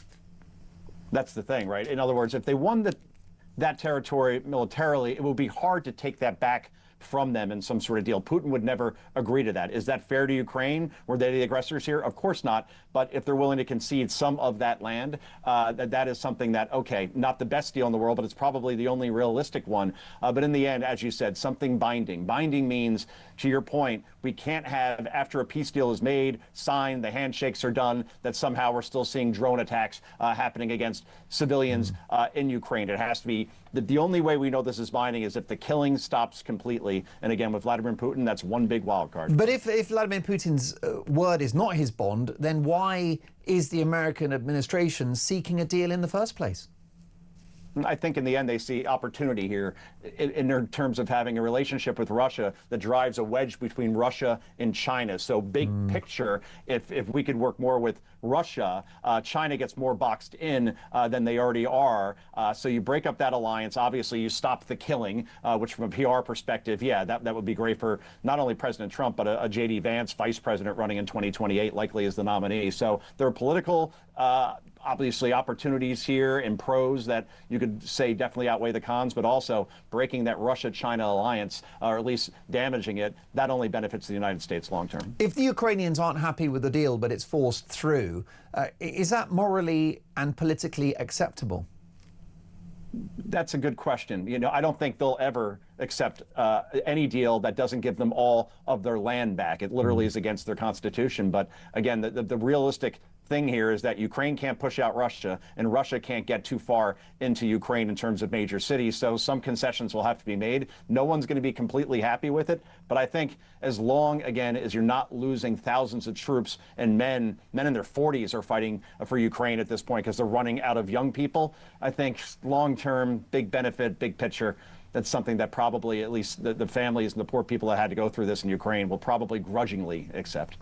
Donald Trump, clearly he's a charming man, and he's been love-bombing Vladimir Putin because he's quite right. He comes from the world of business and commerce and enterprise. He understands that if you want to do deals with people, you've got to win hearts and minds. You've got to make that connection. And even if it's somebody that's, you know, a war criminal like Vladimir Putin. But do you think he went too far, for example, applauding the president of Russia as he came down the steps of his jet for that Alaska summit? You know, do you think that Donald Trump has exposed himself a little too readily in order to establish this bond with Putin, almost answerable to the claim of being too close to Putin and too chummy, too much of an admirer?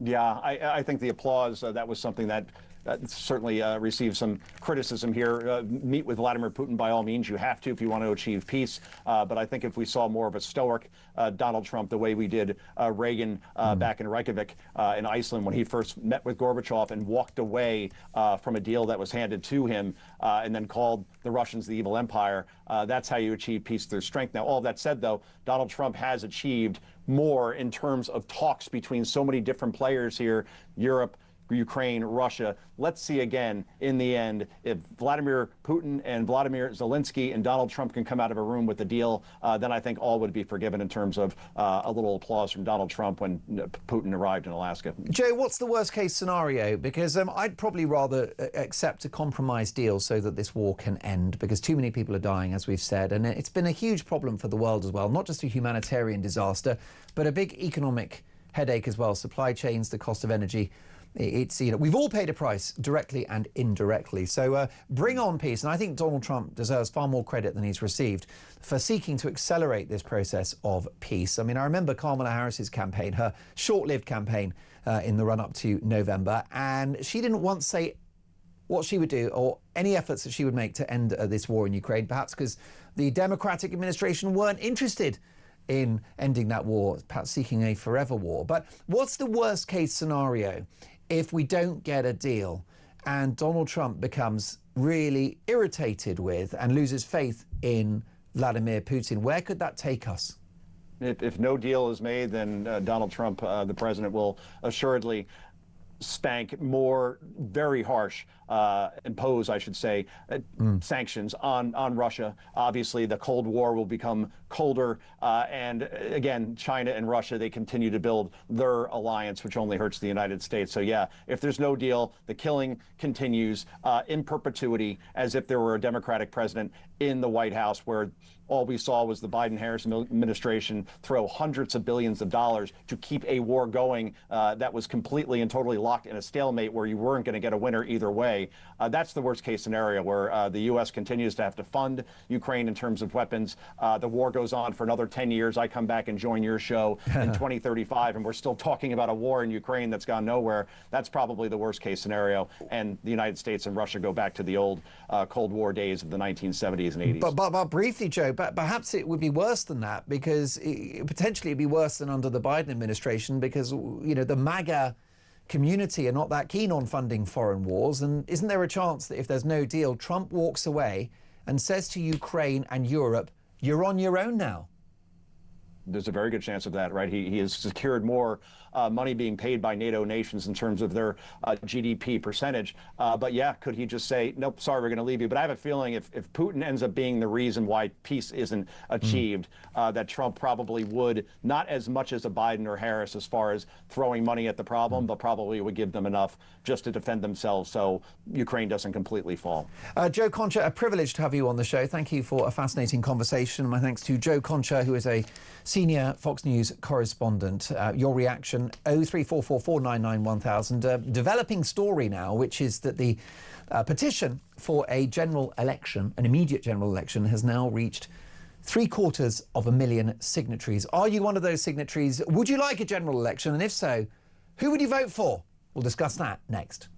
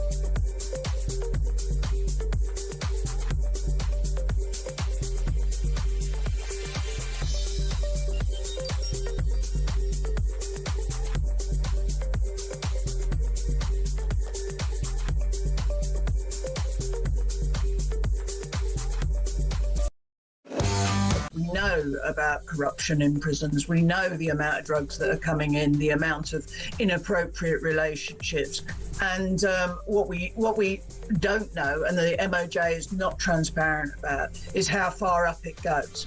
And I think that corruption at a higher level can completely destabilise a prison. It sounds to me, it smacks of, well, let's just brush this one under the carpet. And I think that's pretty much what they did.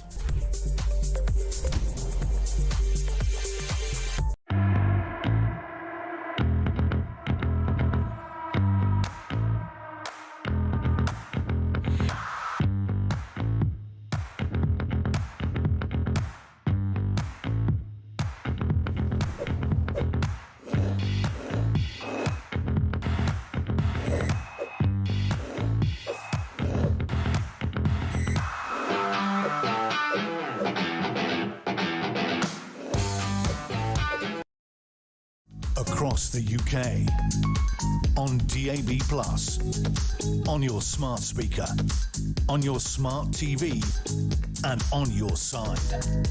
This is Talk. So many messages are coming in, welcoming me back to the home of Common Sense Talk. I'm thrilled to be here. This is my spiritual home, and lots of you are saying nice things. Ian, welcome back from the dark side. No comment, Ian. Claire, lovely to see you back on TV. Hopefully there'll be more of that to come. Sarah says, hi Mark, can't believe you're back. I finished work at 7 p.m, expected Kevin on the drive home. So fabulous to hear your voice. Thank you, Sarah. Of course, Kevin is looking after Julia's slot, I believe, this week. So there you go, privilege to fill the big man's shoes. Let's get to some of your calls. Let's talk about this peace deal, and a very good question, which is, Keir Starmer wants to be part of the coalition of the willing, but are you willing to pay for it as a British taxpayer? And are you willing to send your daughter or your son to fight for the peace, should there be a peace deal. Would you let your kids fight for Sir Keir Starmer? Herbie is in Harrow. Good evening, Herbie. Welcome to Talk. Good evening, Mark. Nice to meet you for the first time. Lovely to meet you. How's your day going? Are you having a good day? Yeah, it's not too bad. It's not been too bad. I've been successful in completing something and doing something, and I'll try to clear up to move on. So, but there you are. Now, listen, that was very mysterious there. What have you been clearing up, Harry? Are you allowed to tell us, Herbie? Yes, well, I'm moving out. I'm moving down to Suffolk. Are you? You've had enough of the crime wave in the sort of London area? Rainer's Lane's gone downhill so much, so bad, it's unbelievable. It's a nightmare here, day and night. You know, really? I had trouble getting into Park, and I had somebody sleeping across the road there this morning in somebody's gateway with a dog, and somebody there was peeing up against the wall, and I've had it's every day, it's all day, every day. It's just shocking, isn't it? I mean, one of the things when I came on air at 7, I was talking about how what's happened since we last spoke. I said we've had a pandemic, 2 major wars, cost of living crisis. I forgot to mention that we've legalised shoplifting, and antisocial disorder and behaviour is the worst. No. So you're going? Do you think going to Suffolk now? Yes. All right, and that's nice. And in the countryside, and you'll be like Larkin or something. Well, you're about Jeremy Clarkson. You're going to buy a tractor? No, I don't think so. No, the thing is, I've got a holiday home where once I open my patio doors, Drinks all on I you. see is the sea. Oh, look at that, Herbie. Okay, I will. I'm quite happy to come and do a show from your from your beautiful terrace. It sounds gorgeous. So listen, Herbie. Good. Well, let's get down to brass tacks. This deal in Ukraine. First of all, what do you think is going to happen? I don't really know. It's so undecisive as what's going. The question I'm going to ask is, if there's a deal struck, who's going to pay for the repairs to rebuild Ukraine? Russia done all the damage. Are they going to get all the benefit? I mean, say Trump is, because he's already done an agreement with Zelensky for raw materials or special materials, and most of it's in the Russian held that Russia wants to take hold of. So he can't lose, can he? No, I mean, that's the point I made to our previous Fox News correspondent, is at the moment everything looks like it's on Vladimir Putin's terms. I mean, I want a peace deal as much as anyone, but it does look like Vladimir Putin, if there's a deal, and we'll be so happy if the war is over, and I think I would take that, but a message will be sent, which is it's okay to invade countries, and if you do, you will bear the fruits. Yeah, but the problem is, though, Mark, the amount of to rebuild Ukraine again with the damage that's been done, it's going to be colossal. Where's the money going to come from? Ukraine hasn't got all that amount of money. Russia's done all the damage. They're in trouble anyway. Are they going to pay to rebuild Ukraine? I don't think so. You know, all they want to do is look after their own area. Well, you know what's going to happen, Herbie? I think it will be loans from the EU. We haven't got no money, so don't come knocking on our door, please. Well, no, I mean, does it make you grateful? Dare I say it, Herbie? Does it make you grateful for Brexit, that we wouldn't be part of some supra-European, Totally. I mean, slush fund? They're out of control anyway. They're out of control anyway. The trouble is, Mark, is nobody in any of the countries at the moment have got any brain between them to organise, what's it in a brewery? Believe you me, they can't carry on this way. I know the world at the moment is in conflict after conflict after conflict. We've got other countries knocking at other doors. China, Iran, North Korea. They're all tinderboxes that are about to go, and it's going to be one thing off. If Putin gets away with it, China's going to go for Taiwan. Believe you me. Yeah, so for you, Jason, what does a good resolution of this look like as the world leaders gather in Washington? What would be the best outcome, do you think? I don't know. I really don't know. The problem is that do any of them really understand fully what it may entail? Who are they going to commit? It's all very well for leaders to commit somebody else to go and fight for them, but they don't go to the front line themselves and fight, do they? They sit in their nice office with their cup of tea and sandwich and let everybody else suffer, and families. Well, they do. I mean, that's the other question. We mentioned finance, if there's a slush fund to rebuild Ukraine, and by the way, it'll be Gaza next, don't forget, although that is going to be a holiday resort courtesy of Donald Trump, so that's fine. We have the Trump Tower, a couple of casinos. What could possibly go wrong? But then there's also the question about the coalition of the willing and this peacekeeping force. As a taxpayer, are you willing to pay for that? Are you a coalition of the willing when it comes to paying for Britain to participate in peacekeeping for the foreseeable future? Because it will be run into the millions. Mark, we haven't got enough money anyway, as it is at this moment in time. I'm not flush with money. I'm not a millionaire or billionaire or anything else like that. I'm just a normal, a pensioner now, taking me pension and this, that and the other. But, okay, I can enjoy myself. I know how to eat properly. I know how to look after myself properly without going over the top.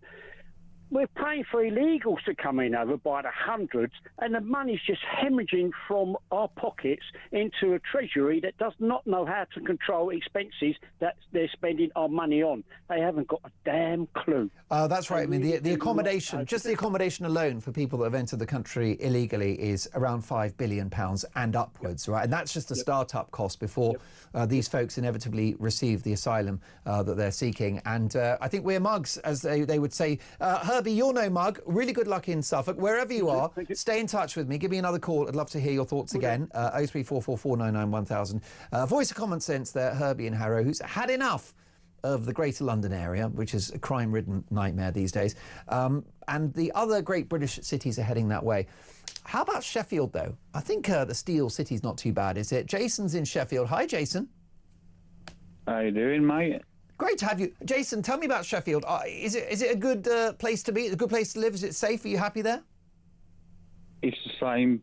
It's the same as everywhere. It depends on which area you go to. Are you in a good bit? Some are good. Some are good. Some are bad. Have you seen a change in Sheffield over, let's say, the last 5 to 10 years? Well, I'm in a village just outside of Sheffield. I'm between Rotherham and Sheffield, but I'm under a Sheffield postcode. So, yeah, I mean, it sounds like you're in a good neighbourhood. I mean, Jason, what I want to ask you is, we were discussing the flags earlier. A London local authority tearing down the Union Jack and the flag of St George. Yeah. Can we ever be a country that's united and united around the flag? Well, here's the thing. You see, they're tearing down we're taking down the Union flags and the St George's flags, aren't they? Mm-hmm. Take them down because they're dangerous. Health and safety is the excuse, right? Yeah. Which is a load of rubbish, isn't it? And but I don't know how old you are. I'm in the big 5'1".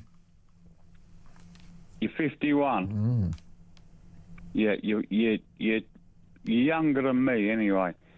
But the thing is, if you remember back to the 70s, as I do, when the BBC stopped broadcasting at midnight, which it did do, before 24-hour telly, it used to play the national anthem. I remember it well. Yeah, they played the national anthem at midnight every night when the BBC went off air.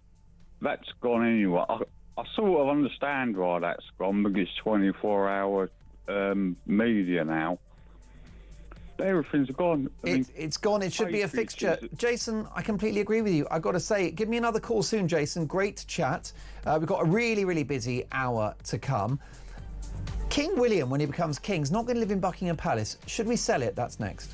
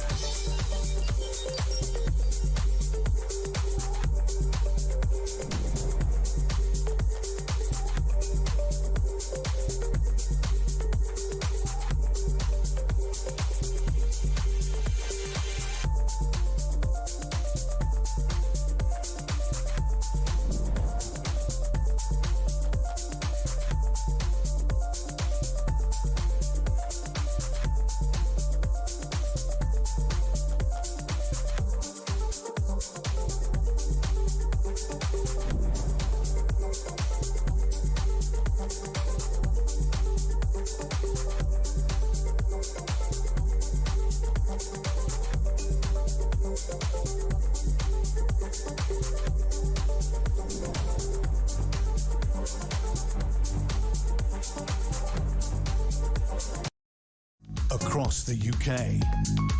On DAB+, on your smart speaker, on your smart TV, and on your side.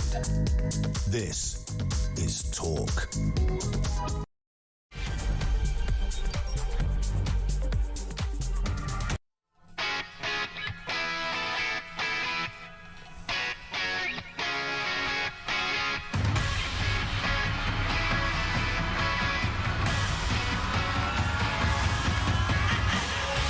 You are listening to Talk. It is Mark Dolan in for the legend that is Kevin O'Sullivan. A very busy final hour of the show. Lots to get through.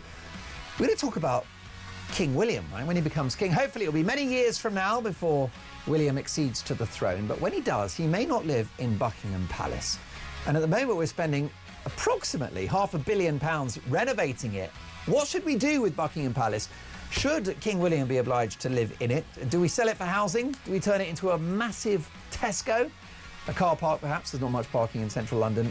Or does it become a museum? We'll discuss that and lots of other royal stories in just a moment. And we're going to bring you the latest on this massive summit. Of course, Volodymyr Zelensky, the President of France, the Prime Minister of Italy, the Chancellor of Germany, our own Prime Minister Keir Starmer, debating the future of Ukraine, a country that a few years ago we didn't talk much about, but of course now has global implications. The war has had an impact on the economy, supply chains, energy prices, and it's been a humanitarian disaster with upwards of 1 million casualties. Is a peace deal in the offing? Why should we care about Ukraine?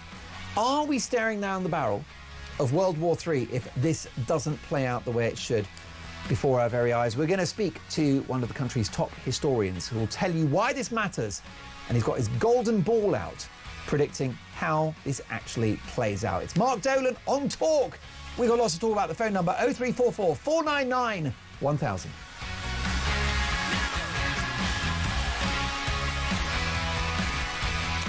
But as always at this time of the week, it is time to head over to the United States, to Hollywood, to La La Land, and the most glamorous woman in California. I'm not talking about Meghan Markle. I'm not talking about Gwyneth Paltrow and her weird eggs that go in wrong places. I'm talking about the queen of US showbiz, royal and political reporting, Kinsey Schofield. Hi, Kinsey. I know exactly where those eggs go, Mark, and I love that reference. I've missed you so much, reunited, and it feels so good. Well, listen, it feels so good to have you on, and I'm wearing 3 of the eggs as we speak, and I've barely exhaled since they went in, so I'll try and soldier my way through this interview. You're a tough cookie, and I appreciate that. I'm but sitting, not an as-ever cookie. Well, listen, I'm so glad to have you on because we need to talk about lots and lots of issues. First of all, Prince Harry, never far away from the news, and apparently not a happy bunny. Yeah, so this is, well, I thought that this was a very incredible piece by Dr. Tessa Dunlop, who has been Team Sussex in the past, wrote about, she's a royal historian and an expert, and she wrote about Meghan's silence when it comes to the Sennabale charity. And she said, now that Meghan has this new Netflix deal, a looser Netflix deal, that's not as lucrative as the previous one, might she actually find her voice? And not the voice she's using to hawk as ever products, but this voice that she, when she was talking to Oprah Winfrey, this voice she found after leaving the British royal family to speak her truth to power against the British royal family. And Tessa's saying, where is this voice to defend Prince Harry? Prince Harry, who has defended Meghan Markle so fiercely ever since we met Meghan Markle. You know, she says that Prince Harry even used it against the advice of members of his family. And Tessa says Harry cuts a very lonely figure these days as he is trampled on by Sennabale and some of the people that worked with him throughout that charity. And Meghan just seems to have one focus and one focus only, and that's to sell her products. Well, it's very interesting, isn't it? Because there are 2 camps. You've got Team Wales and Team Sussex. And Team Sussex is a diminishing army, isn't it? Because the US talk show hosts, they were quite fond of Meghan back in the day. Now they consider the couple to be a laughingstock because of their horrible double standards. And now someone like Tessa Dunlop, who would have been sympathetic to Meghan Markle and the Sussexes, has stuck the knife in. And then, of course, newspapers like The Guardian, who instinctively, I think, would be Sussex bound in terms of their support, absolutely vilified the Netflix series With Love, Meghan, describing it as the worst TV they'd ever seen. So they're losing friends and losing friends fast, but Meghan deafening in her silence. Why is that? Is it because Harry, in her view, is damaged goods? I think that's a great question. Yes, she does not want to be associated with the dirty. She wants all of the attention. Well, have you noticed how strategically in the last few months she has conveniently sold out of all of her products? That's the only positive press she's had. And it really kind of reeks of a group of strategists sitting around a table going, what if we limit the quantity of product so that we can say we sold out? Because that has been the only positive headline she's had over the last, throughout 2025. Her podcast did not succeed, Confessions of a Female Founder, which she did launch at the beginning of 2025. Critically slammed with Love Meghan across the board. And then, as ever, she's had to email customers promising them refunds because the product she sold wasn't available. The products she has consistently is not available if you do want to purchase her products.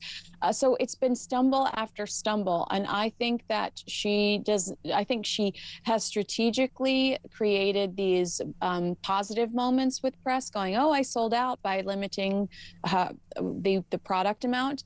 And then I think that when it comes to Senabale, it reminds us that there are bullying allegations involving her. So she does not want to involve herself, because Dr. Sophie Shandaka specifically says, I was asked by Prince Harry to defend Meghan Markle publicly. I did not want to be another arm of the Sussex PR strategy. I refused to. And that's when he started to dislike me and go after me and plot against me.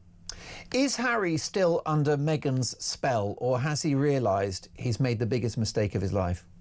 Well, that's a great question. So there was an article that came out last week in this outlet called Radar that says that Harry and Meghan are actually clashing over how to respond PR-wise to specifically the Senabale fallout.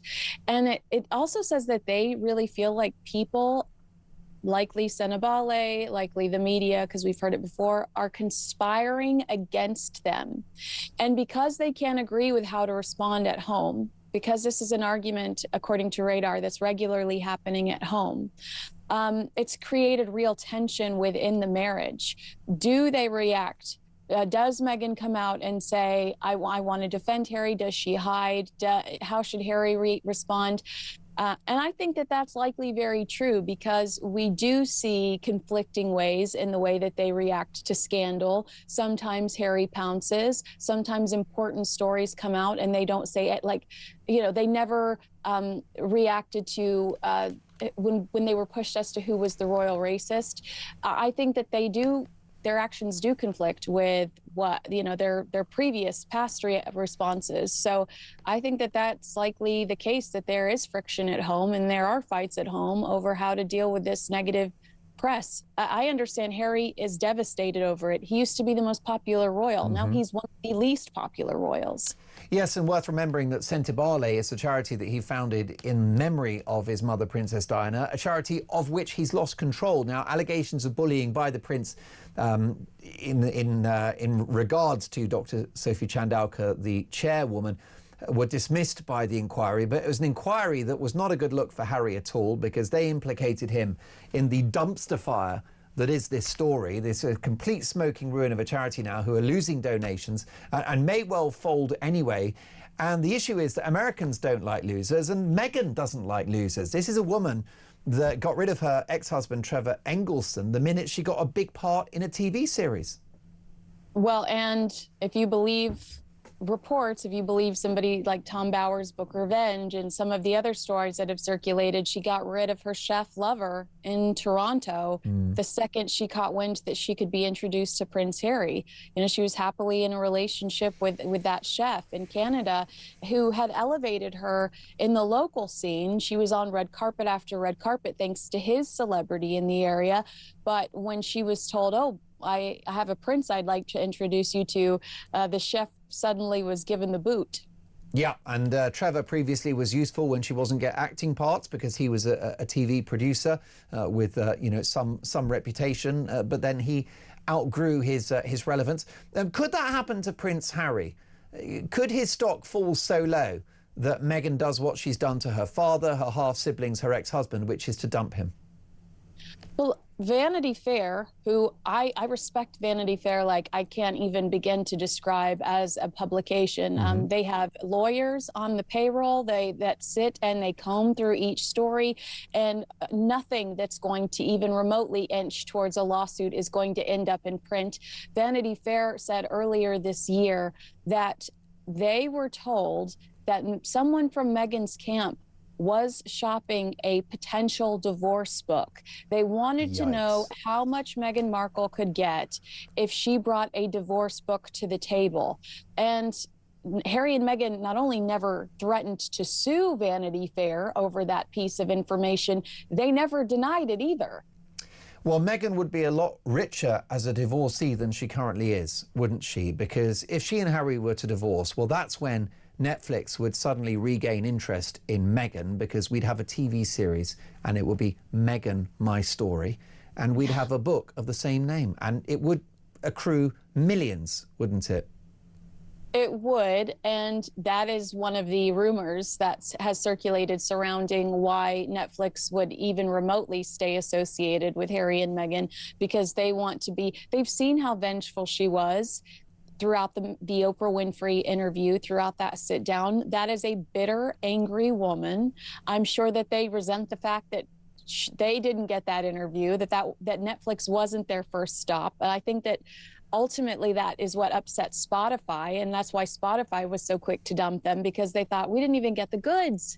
You gave us archetypes about complaining about titles, and then but I do think that Netflix might truly stay connected to her in case everything were to go south. And obviously we don't hope that is the case. We don't want them to go south, but that's one of the theories online, and it's a theory that I stand behind. The counter-argument is that they're deeply in love. They've got 2 kids, they've got media contracts, a beautiful house and a great life in California, and that they love each other very much. Is there any extent to which that might be true?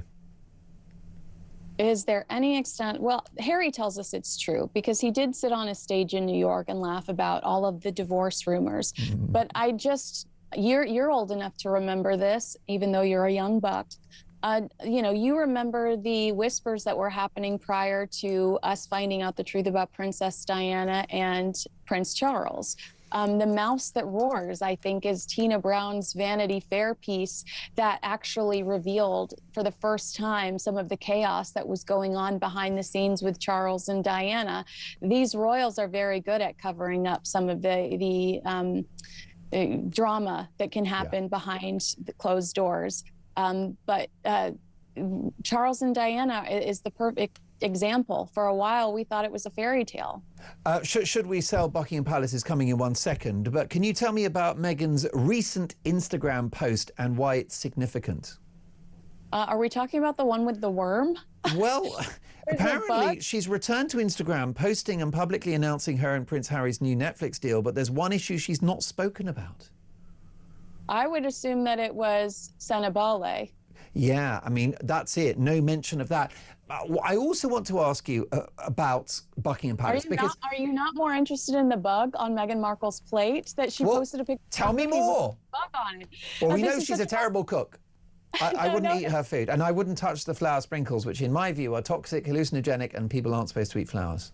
Hilarious. Really quickly, I'll just tell you that she, this is a woman that's trying to sell us this Netflix series and her entire brand, because she elevates things, she elevates moments, and she loves the details. She specifically says details are important. And there is a bug crawling around the cookies on one of her posts. There's a bug, Yikes. Mark. And so for us, we're going not paying attention to the details. But that's right, something to look forward to. Prince William has found a new forever home. We're seeing Prince William and Catherine planning for the future. And, you know, I think that, like you said, obviously we want King Charles to be here forever and ever. But, you know, there's something very charming about them moving from Adelaide Cottage. They're staying in Windsor Great Park, but into Forest Lodge, because they want new memories. 2024 was incredibly hard for the entire family with Catherine's cancer, and they want, you know, just to start fresh. Well, I think it's great news. I think they deserve it. And this is very much a tale of two brothers, because you've got Harry, when he was at Frogmore Cottage, he required the British taxpayer to cough up around £2 to £2.5 million for renovations to Frogmore Cottage, which in the end was never enough for Meghan. Didn't matter how much money they spent, but it came from the taxpayers. Now, Harry repaid it, but that wasn't the plan. That was when they left the United Kingdom. The taxpayers paid for it. Meanwhile, Prince William, is going to pay for the renovations to this new forever home. It could cost him well over £1 million, and it's coming out of his own pocket, and the couple will be paying commercial rent as well. This is no freebie for William and Catherine. Yeah, I mean, they do have the money to do so, so they're very lucky to be in the position to do that. But I saw, to your point, Chef Darren McGrady, who was the Queen's chef, Princess Diana's chef, as well as William and Harry, say, you know, it's kind of sad because this is the end of a chapter. This means no more monarchs living in Buckingham Palace. Yeah. That's exactly right. And it raises questions about how much Buckingham Palace costs, not just the running costs, but at the moment the renovations are you know, penciled in for around £400 million, which will be paid for by my viewers and listeners. And it makes you wonder about the future of Buckingham Palace. What's it there for? I mean, should it become a museum? Should they sell it? We've got a housing crisis in Britain. You know, you could have some studio apartments, but it's important that we uphold the significance of this building, isn't it, Kinsey?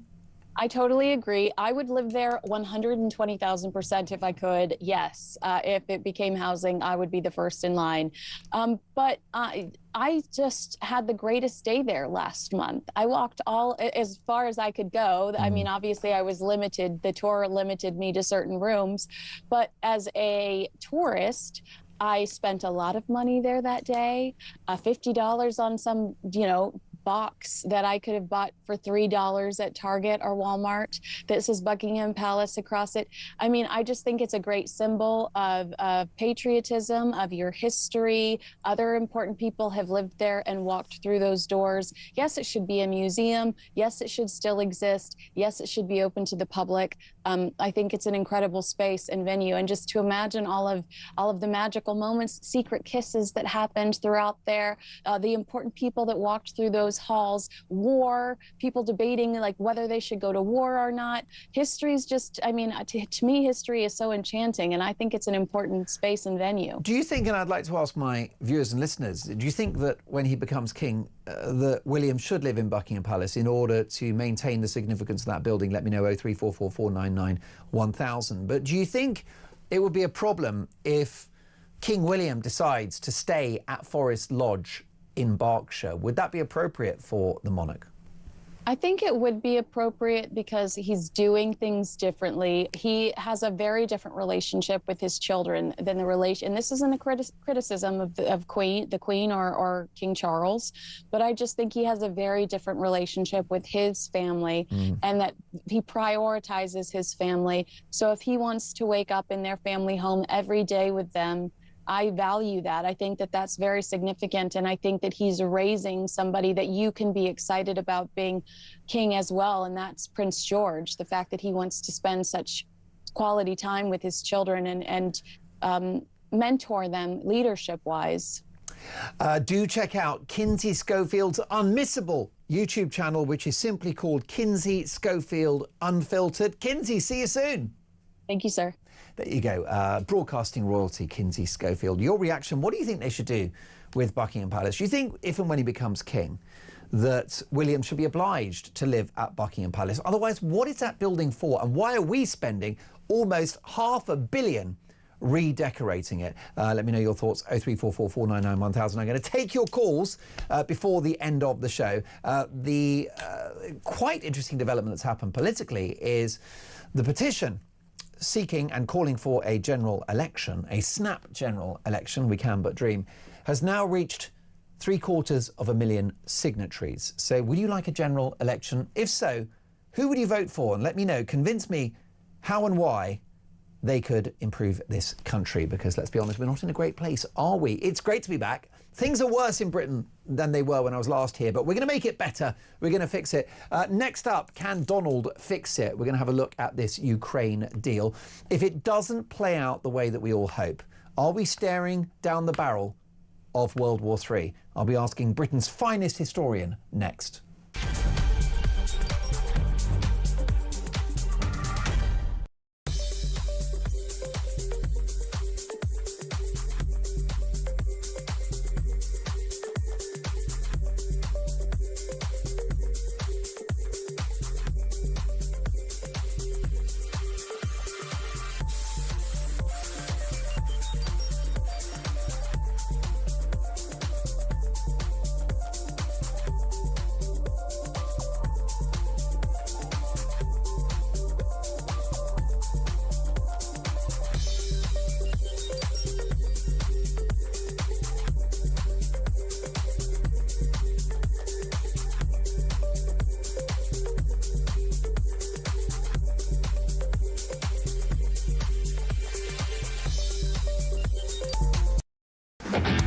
Know about corruption in prisons. We know the amount of drugs that are coming in, the amount of inappropriate relationships, and what we don't know, and the MOJ is not transparent about, is how far up it goes.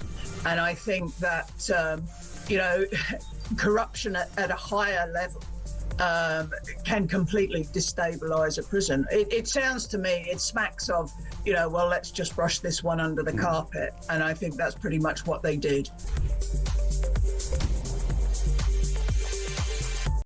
I think it's really fantastic that people are putting flags up everywhere, particularly as Birmingham Council think that the Union flag should come down, but others should be proudly flown. It's insulting and disrespectful, but it's fantastic that people are flying them out, Mike, and I think that it's sort of symbolic and representative of the fact that on the first hand, many people, maybe the silent majority, actually feel very proud still to be part. Across the UK, on DAB+, on your smart speaker, on your smart TV, and on your side. This is Talk. So what should happen to Buckingham Palace if eventually, when he becomes king, William decides not to live there in Buckingham Palace? Should it become housing? Should we sell it? Maybe in a big old raffle or something. Ernie says, hi Mark, how about we house the illegal immigrants in Buckingham Palace? That would save us a few quid. Ernie, not a bad shout. Thank you for your messages. Keep them coming. We'll get to your calls before the end of the hour. If there was a snap election tomorrow, who would you vote for? 0344 499 1000. Right now, the big story is what's happening in Washington, D.C. The President of the United States in the White House, enjoying an audience with Volodymyr Zelensky and the good and the great of the international political community. We're hopeful of a deal, but obviously one big question is, will this be a deal that sells out Ukraine? Can Vladimir Putin be trusted with any commitment whatsoever? And then here's the nightmare scenario. What if there's no deal and America walks away? Is that throwing Ukraine to the wolves? And are we ultimately staring down the barrel of World War III? Who better to ask than one of Britain's most revered and most published historians, Martin Whittock. Martin, welcome to the show. Good evening. Good to be with you. Really good to have you with us. First of all, what did you make of the Alaska summit between Vladimir Putin and Donald Trump? Was that historically unprecedented? Well, it certainly brought Putin in from the cold and ended that isolation of Russia. So certainly that would be seen as a win. Many people said and felt it was a lot of effort for not a lot of achieved. But I think one of the challenges is that people judge it according to how they would feel about it. if I was Donald Trump, how would I have felt about that? How would I have felt about the fact that it seemed to be a win for Putin, that it didn't seem to offer any off-ramps and so on? And I think that makes a mistake, because you have to think about it. What did it mean to Donald Trump? Well, Donald Trump does not have a commitment to European security as such. He tends to have a very, very transactional relationship with other nations.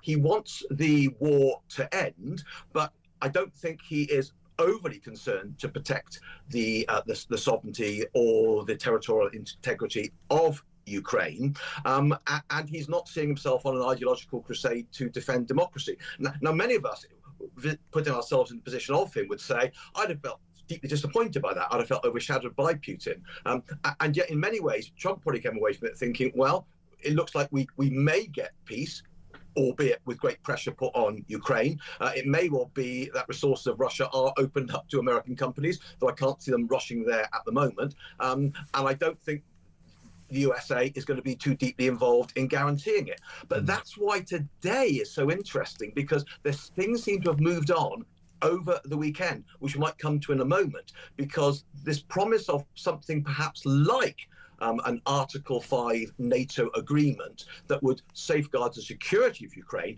outside the framework of NATO. Really got to understand that. And so Ukraine is protected like a NATO member, but not explicitly within NATO.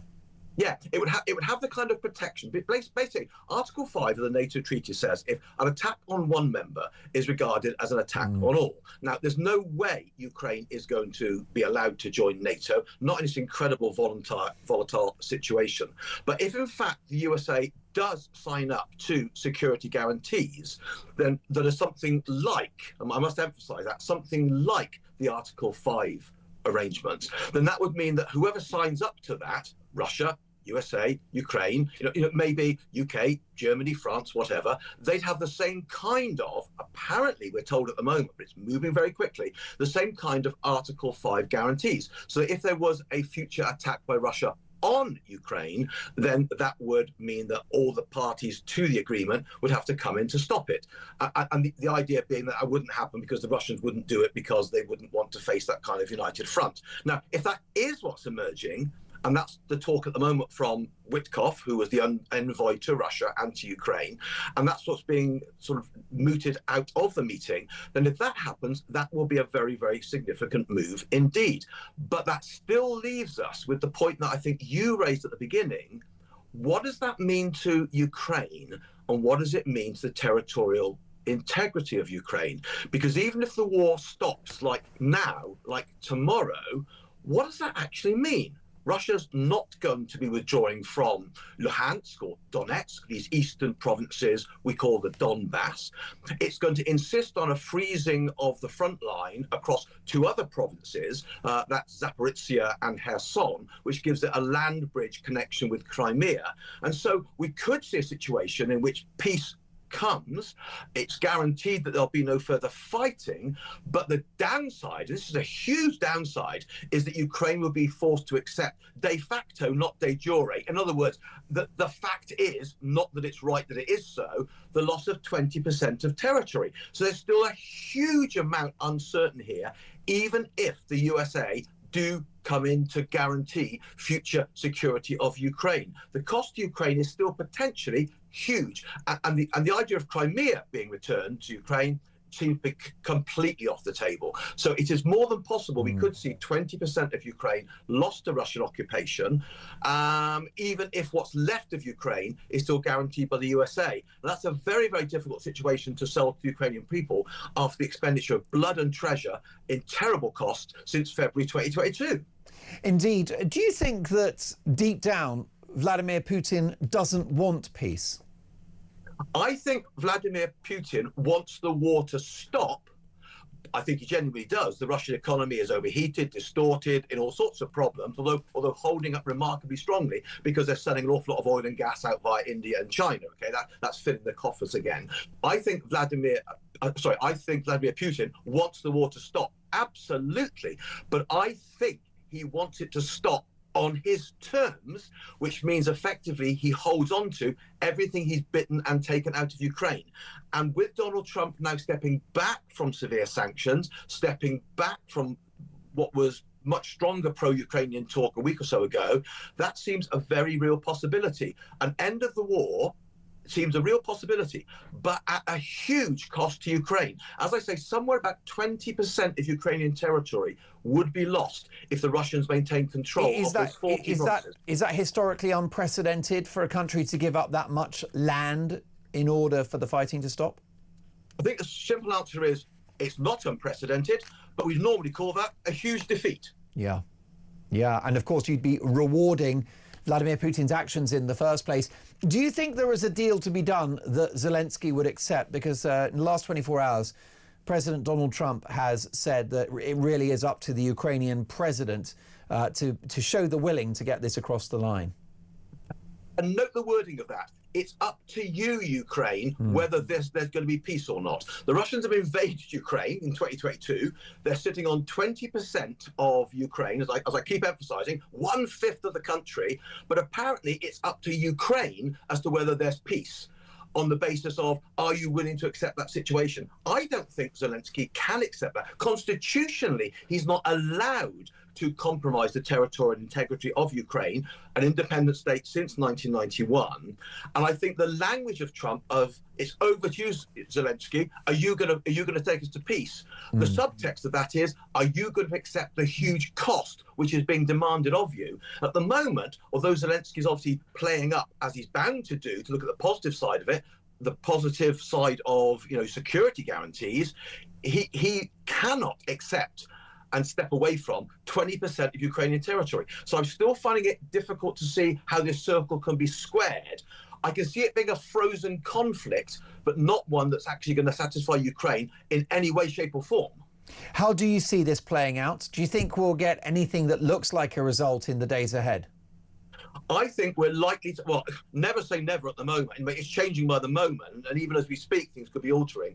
I think the most likely outcome is what we might call a frozen conflict, where basically the line of conflict at the moment that runs through those provinces, down to the Black Sea, remains a front line that divides Ukraine in the way in which Cyprus is divided, in the way in which Korea is divided, that it's not accepted as legitimate by Kyiv, but a frozen conflict, I think, is the most likely situation at the moment, particularly if the Americans are not going to throw their weight behind the Ukrainians in order to force Vladimir Putin to step back. And of course, he doesn't want to step back on an off-ramp, because Russian nationalists will maul him if after 1 million lives lost, killed and wounded on the Russian side, huge amount of loss to Russia. If they give up this territory, that will be seen as a defeat. And that's something that he will not take on board. And he thinks Trump, I think, will not push him to do so. So at the moment, it's a really fine balancing act by the Ukrainians.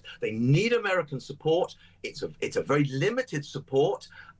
They know they're losing slowly to Russia, because they are, despite the ferocious fighting, but they cannot let the war go on. And yet at what cost will come peace? Is Donald Trump throwing Ukraine under the bus? I think, to some extent, yes. I think he's saying, it's up to you, Zelensky, whether you accept peace or not. But is it a horrible deal? I mean, are they having their arms twisted with a horrible deal? I think they are. I think they are. And yet, Martin, what's the alternative? And that was Trump's argument, even in those rather unedifying scenes in the Oval Office in February. Yes, it was intemperate and it was hard to watch. And I didn't like the way that Zelensky was singled out. But I thought the message was a clear one, which is, Volodymyr, you don't have any of the cards here. And this is the problem. It is an intractable situation. I mean, clearly, the Americans and NATO have no intention of having a head-to-head with Russia. Two nuclear-armed blocs, the Russians and USA, NATO, are not going to go to war. Now, when we talk about is World War III on the horizon, the simple answer is, I think it's quite safe to say, no. These nuclear nations are not going to turn this into a hot war. Given that fact, what can they do to create off-ramps for both sides, when particularly the most pertinent off-ramp is an off-ramp for Putin, because Russia is the country that's taken 20% of Ukraine in the first place. So I think some kind of frozen conflict that doesn't satisfy the Ukrainians at all, doesn't fully satisfy the Russians, but largely gives them a huge amount of what they wanted, is quite likely, which will really be a lose for Ukraine, but at least an end to this terrible conflict and a sort of win to Russia. And that's a worrying solution, but it's difficult at the moment to see another one. Yes, meanwhile, China looking on with great interest in Taiwan and seeing how this has played out with Russia. Two really brief ones before we go, Martin. First of all, does Donald Trump deserve credit for seeking to accelerate the peace process? Yes, I think he does, actually. I mean, lots of critics of Trump, and I've been a critic of Trump in the past, but in some ways, part of the problem with the whole Biden situation was, we'll give you all support, but you can't use it this way, you can't use it that way. It runs on and runs on. At least one has to say Trump has forced the pace. Now, where he's forced it to, it's been to all sorts of places since February, so, you know, who knows where it's going to end up. But certainly in terms of forcing the pace, that has been a product of the Trump presidency. I just think many of us thought he put a lot more pressure on Russia, but an old playlist is running here. He really does seem to be much more susceptible to support Putin and be warm towards him than towards Zelensky. But at least he has got things talking and moving, and that has to be a positive. Martin, before you go, tell us about your latest book. I think you are the most published historian in the country. You're certainly up there with many, many volumes of history covering the Vikings, Russian history, you name it. So what's your latest? My latest book is called Vikings in the East, From Vladimir the Great to Vladimir Putin, The Origins of a Contested Legacy in Russia and Ukraine. It looks at the deep story that lies behind this war, published by Bite Back of London, and it's available now wherever books are sold. There you go, especially good bookshops. Martin, always a must-read, always a must-listen. My thanks to the renowned historian Martin Whittock. Folks, are going to get to your calls next. We're going to discuss lots and lots of these issues. How do you see this playing out? Would you like the war to end at all cost? Do you think we should be supporting any kind of peace? Keir Starmer wants boots on the ground. Are you willing to pay for it? Are you willing to pay for it in British blood, in British lives? We'll get to your calls next. 0344 499 1000. This is Talk.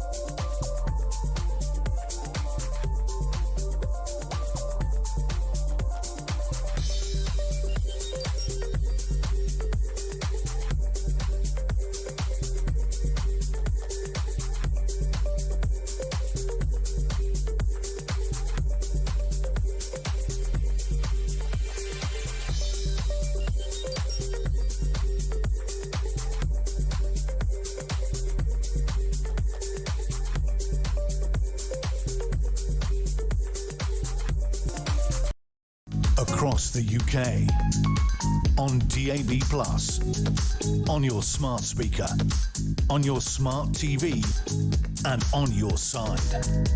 This is Talk.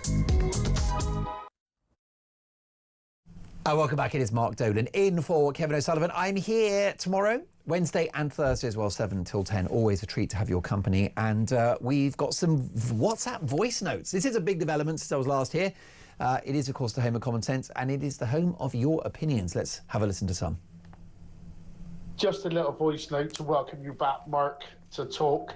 Honestly, one of the best presenters, and you've missed so much. Let's hope you get a regular slot back. Top man, keep up the good work. I am blushing. That's so sweet. And that was not my agent or my cousin or anything like that. Thank you for a really, really sweet message. Very kind. And it's in keeping with lots of your messages, I've got to say. Sarah in Belfast says, I think that King Charles and Camilla should be living in Buckingham Palace and the future King William too.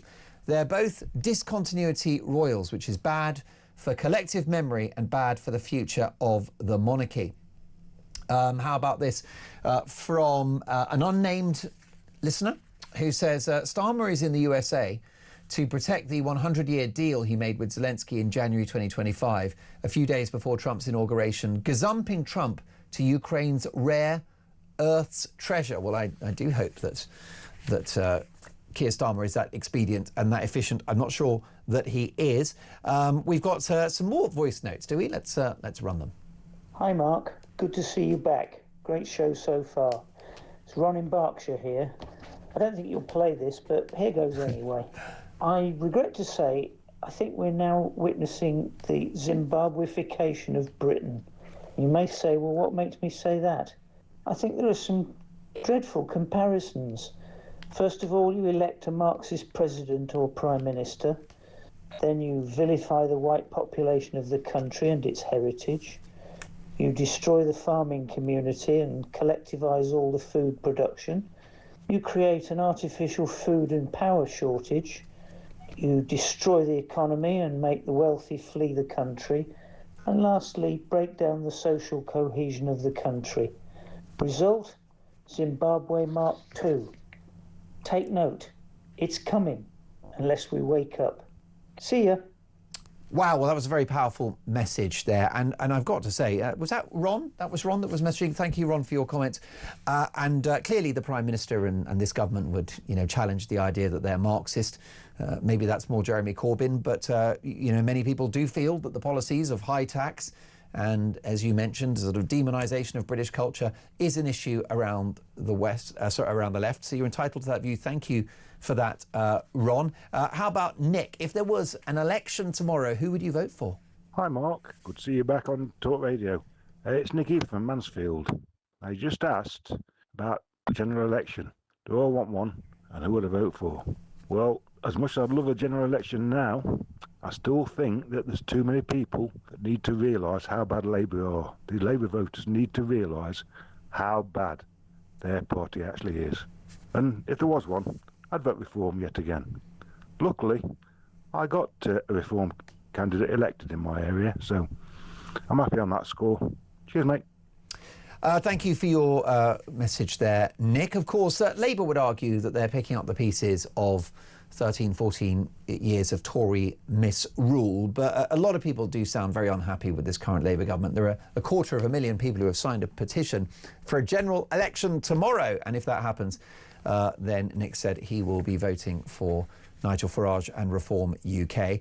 How about this on a potential peace deal in Ukraine from James? Hi, Mark. Great to see you back on Talk, the home of common sense. Make it make sense. Anyway, about Donald Trump being tapped along by Putin.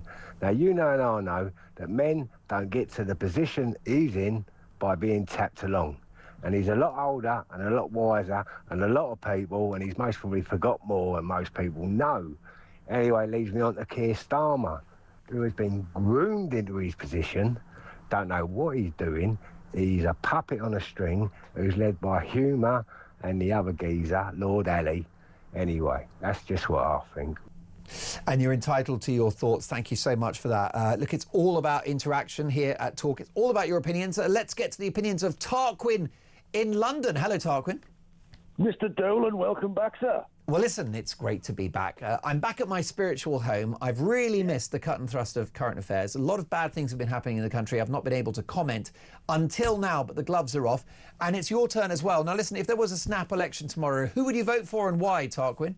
In a very binary answer to your question, Mark, I would just say, straight off the bat, I'd have to say Reform UK, because they're odds on, they've got the momentum right now. But there is a caveat to that, Mark, and that would be, I am very much a believer that Ben Habib, Rupert Lowe et al. In the advanced UK have plenty to offer, but I don't want to see the vote divided and split like with the Brexit situation, or with Boris with the Brexit party. I don't want to face that, because that is a recipe for being loose and getting what we got last election. So that's the situation. It would have to be very strategic to make sure that we don't end up with communism again. So, yeah, Operation Raise the Colours, by the way, people. Operation Raise the Colours. If nobody's aware of it, go check it out. Operation Raise the Colours. So apart from that, I think that we're on the right course. We'll get our country back. It's a shame that we've got to wait 4 years to get to. And I think, but democracy isn't enough now. I think we need to really have a proper written constitution with a First Amendment, so that none of this, tittle tattle, loosey conley nonsense can ever happen again. We need in black and white. This unwritten sort of case law method of unwritten. It's not good enough in the modern age. It's been subverted plenty by the judiciary and the international treaties, Mark. So we really, really need to, sanctify our divine, inalienable rights that we've got as English people predominantly, and obviously the other nations, but English mostly, because the English have been totally subjugated since the British, takeover in 1707. But the English, we want our rights back, we want our country back, and Mark, we are going to get it back, sir. What does it say about Reform UK that there isn't space in the party under that umbrella for Rupert Lowe and for Ben Habib?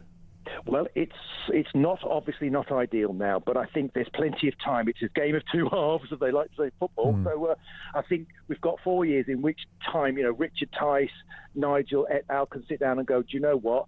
Yeah, there are we don't want egos to be the doom of us all. We want to make sure that we can actually have some sort of strategic alliance if we need to get the ball over the line. Then when we're over the line, then we can talk about who's going to have checkers and who's going to have whatever, Yeah. Yeah, well, that's it. I mean, obviously, hopefully it would be a government of all talents if Reform were to win. But here's the next question. 4 years from now, will the damage be done? How much of what we're going through is irreversible, Tarquin? Very, very good point. It's a major concern of all right-thinking people in this country is how much damage it... I think the thing is, Mark, we're going to need a Great Repeal Act. That everything that the communists have done, the damage they've done to England, which is probably 99% unlawful anyway, it's just that they've watered down our constitution over the last, particularly since 97 onwards, but not just that, Maastricht onwards, really, that they've really tried to dilute Englishism and our divine right, birthrights, that we're going to have to repeal the lot and just say it was all unlawful anyway. The judiciary was taken over. None of what the statements they made, the claims they made, were actually lawful at all. And I think we need a massive doge of the blob, etc., because we can't allow this to happen again after we've long and dead and gone, and our grandchildren face this all over again. We've got to make sure that we have a future for our children. Do you not think communism is a bit strong, though, Tarquin? I mean, I'm not one to police speech, but... It's hyperbole to stress the fact that we're in serious times, Mark. We're not. It's not a game now. The gloves are off. We've got to make sure that the grown-ups really do, teach the naughty sort of student political pillocks what grown-ups are actually about. They can mess about, but once they start playing with people's lives, which they are doing with the cost of living, then we're going to have to make sure that English. And our Constitution and our Bill of Rights and Magna Carta are actually brought to bear, because they were always there. It's just that they're hiding. Right. The elephant in the room is the Tories, because you talked about the right being split and the syndrome of the People's Front of Judea type scenario. What happens to the Tories? Because they even at the next election, they will still have a degree of support, and a handful of 2 or 3 million votes will go their way. So how do you square that circle? Well, it's a simple binary one for them. They just got to either they're cosplay conservatives, which they will be, because they're liberal Democrats with a blue rosette. If they want to hang around with the left, fine, let them. But those of them who have a conscience and a real heart and have got a burning lion in their chest, they'll come over to the whether it's Advance or Reform. They'll know what to do. And if they don't, then we don't want them anyway. Tarquin, I want you, because it's always interesting to hear what you've got to say. Thank you very much for your call. Tarquin, give us again a call in the near future, 03444991000. I've got the calls stacked up. We're going to go rapid fire through more of your calls next with some pretty spicy opinions. No one gets cancelled, not on my watch. I just won't have it.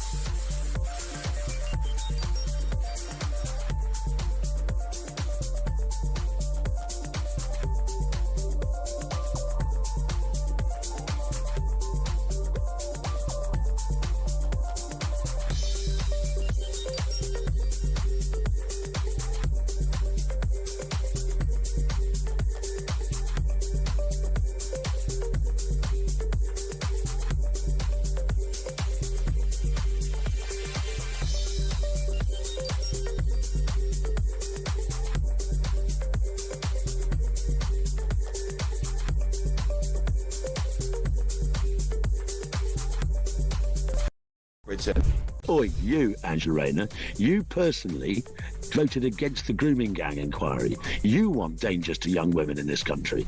He's not saying that, is he? He's talking a much more theoretical basis on the dangers to freedom of speech and what that creates in society. She's taken it personal. He's talking politics. Different things. According to current polling and all the rest of it, she's gone at the next election. She's currently got a majority of 6,791, which is a relatively healthy majority, is it not? Yeah, it was.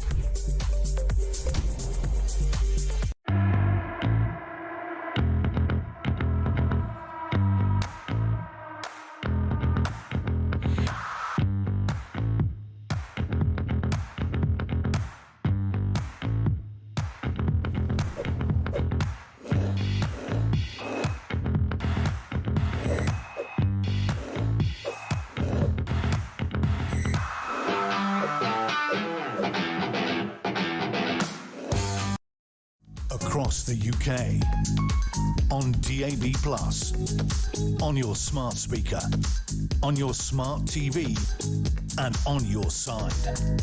This is Talk. It feels mightily good to be back in this studio. Thank you for all the calls and the messages. James says World War III will not happen until China invades Taiwan, and that will happen. How about this from Michael? Did I hear right? Earlier, they stated that the security guarantee involved the use of Article 5. If that's the case, then we're all about to be dragged into a nuclear third world war. God help us all, very worried.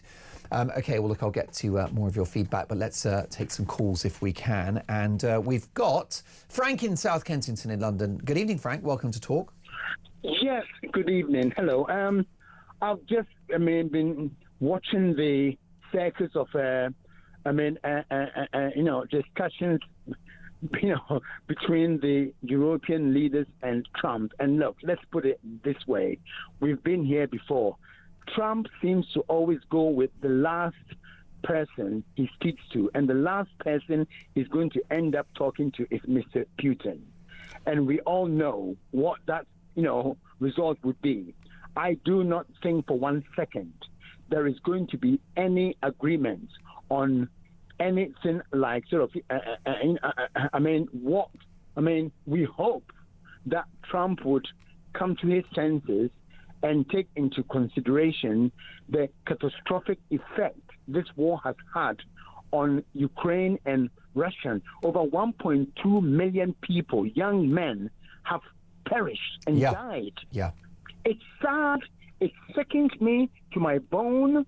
We make, of course, what's happening in Gaza is terrible. But can you imagine over 1.2 million young men have died? It's young wild. men and women. It's madness. How would you like to see this resolved, Frank? How I would like to see it resolved is, number one, we have to understand that Mr. Trump is not in the business of sorting this out with Mr. Putin. What's going to happen is he's going to end up blaming Zelensky, because if there's going to be a trilateral discussion, Mr. Putin is going to ask or demand things of Ukraine cannot give him. That's a fact.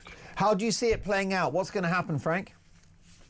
What's going to happen is this war, unfortunately, is going to continue until the next administration. I'm sorry to say this.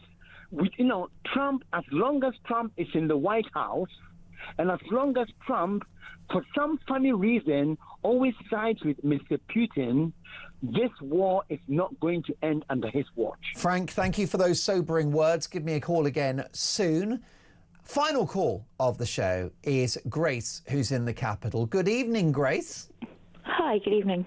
Lovely to have you on the show. We were talking earlier about the Sussexes. And Meghan Markle has a huge social media footprint, I think 3 million followers on Instagram. She's got a contract with Netflix. She's quite an influential person. What do you make of how she's using that platform? Well, that's a perfect question, because when she joined the royal family, I was really excited that there might be a member of the royal family who was talking about organisations working with the world's very most disadvantaged people. I'm not a monarchist, but I think it's good that the royal family sometimes elevates good causes. And I'm very concerned about people in some parts of our world who are literally starving, who don't even have access to food banks, who could only dream of that, who are facing really horrendous situations, and they don't get very much coverage at all. And so I thought, at last, there'll be someone in the royal family who's going to elevate these people, because she had been an ambassador for an organisation called World Vision, which does amazing work and can make so much impact pound for pound. It's really exciting what good can be done. And lo and behold, here she is a few years down the line using this platform, such a privilege to be able to make your own Netflix show, and she's decided to show off luxury living instead. And I just think it's such a shame. I'm really upset that this opportunity has been missed. You know, talking on podcasts to celebrities and cooing over rich and famous people, making viewers think, you know, that we're not very well off, because people will look at her and they'll think, well, I don't have that big house, and forget that actually we're very fortunate to have what we have here in Britain, and we could be concerned about people elsewhere in our world. I was remembering just a moment ago, we were told years back that when she was 11, do you remember this? Yes. She wrote to Procter & Gamble, and she changed, basically she complained about an advert that featured women doing washing up. Yes, and they changed their policy. But which I think is fake news, because I think that was, her father said that was actually a school project, but she took credit for that apparently. Well, I've just been looking back at it. You could see that she's upset about it being said that women are doing things. Yeah, in the she was an activist. But now she's decided to make her television. What about Archewell though? Does she not deserve credit for Archewell, which is the charity the Sussexes run? Do they not do good work? Well, whenever I've looked at Archewell's website, it just seems that all they're doing is meeting up with existing projects. Yeah, and having polo matches.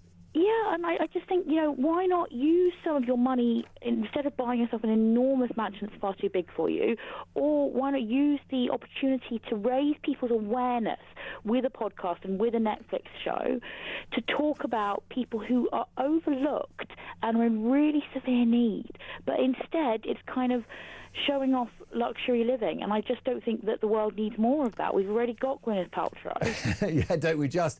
Interesting double standards from the Sussexes. Grace, what a great call. Do call me again. That was a very interesting set of points there about the Duke and Duchess of Sussex and their double standards. It's not surprising. Someone that has no double standards, he's basically flawless, and he is Johnny Gould. Johnny, you're in for Petri Hoskin. It's a bit of a shuffle. It's a hot seat. It's a cabinet change, and I'm just seeing if I can switch the channel. It really is you. It's you. Welcome, Johnny. It is. You're not imagining it. Listen, I can't wait for the next 3 hours. It's going to be great. What's in your locker? Cocker. Well, the answer to that is we don't know, because of the unpredictability. For example, Trump has met the European leaders, and during the phone call with the leaders, he's got Putin involved, who none of them likey. He's trying to wind them up. So there's that. The security guarantees have, of course, been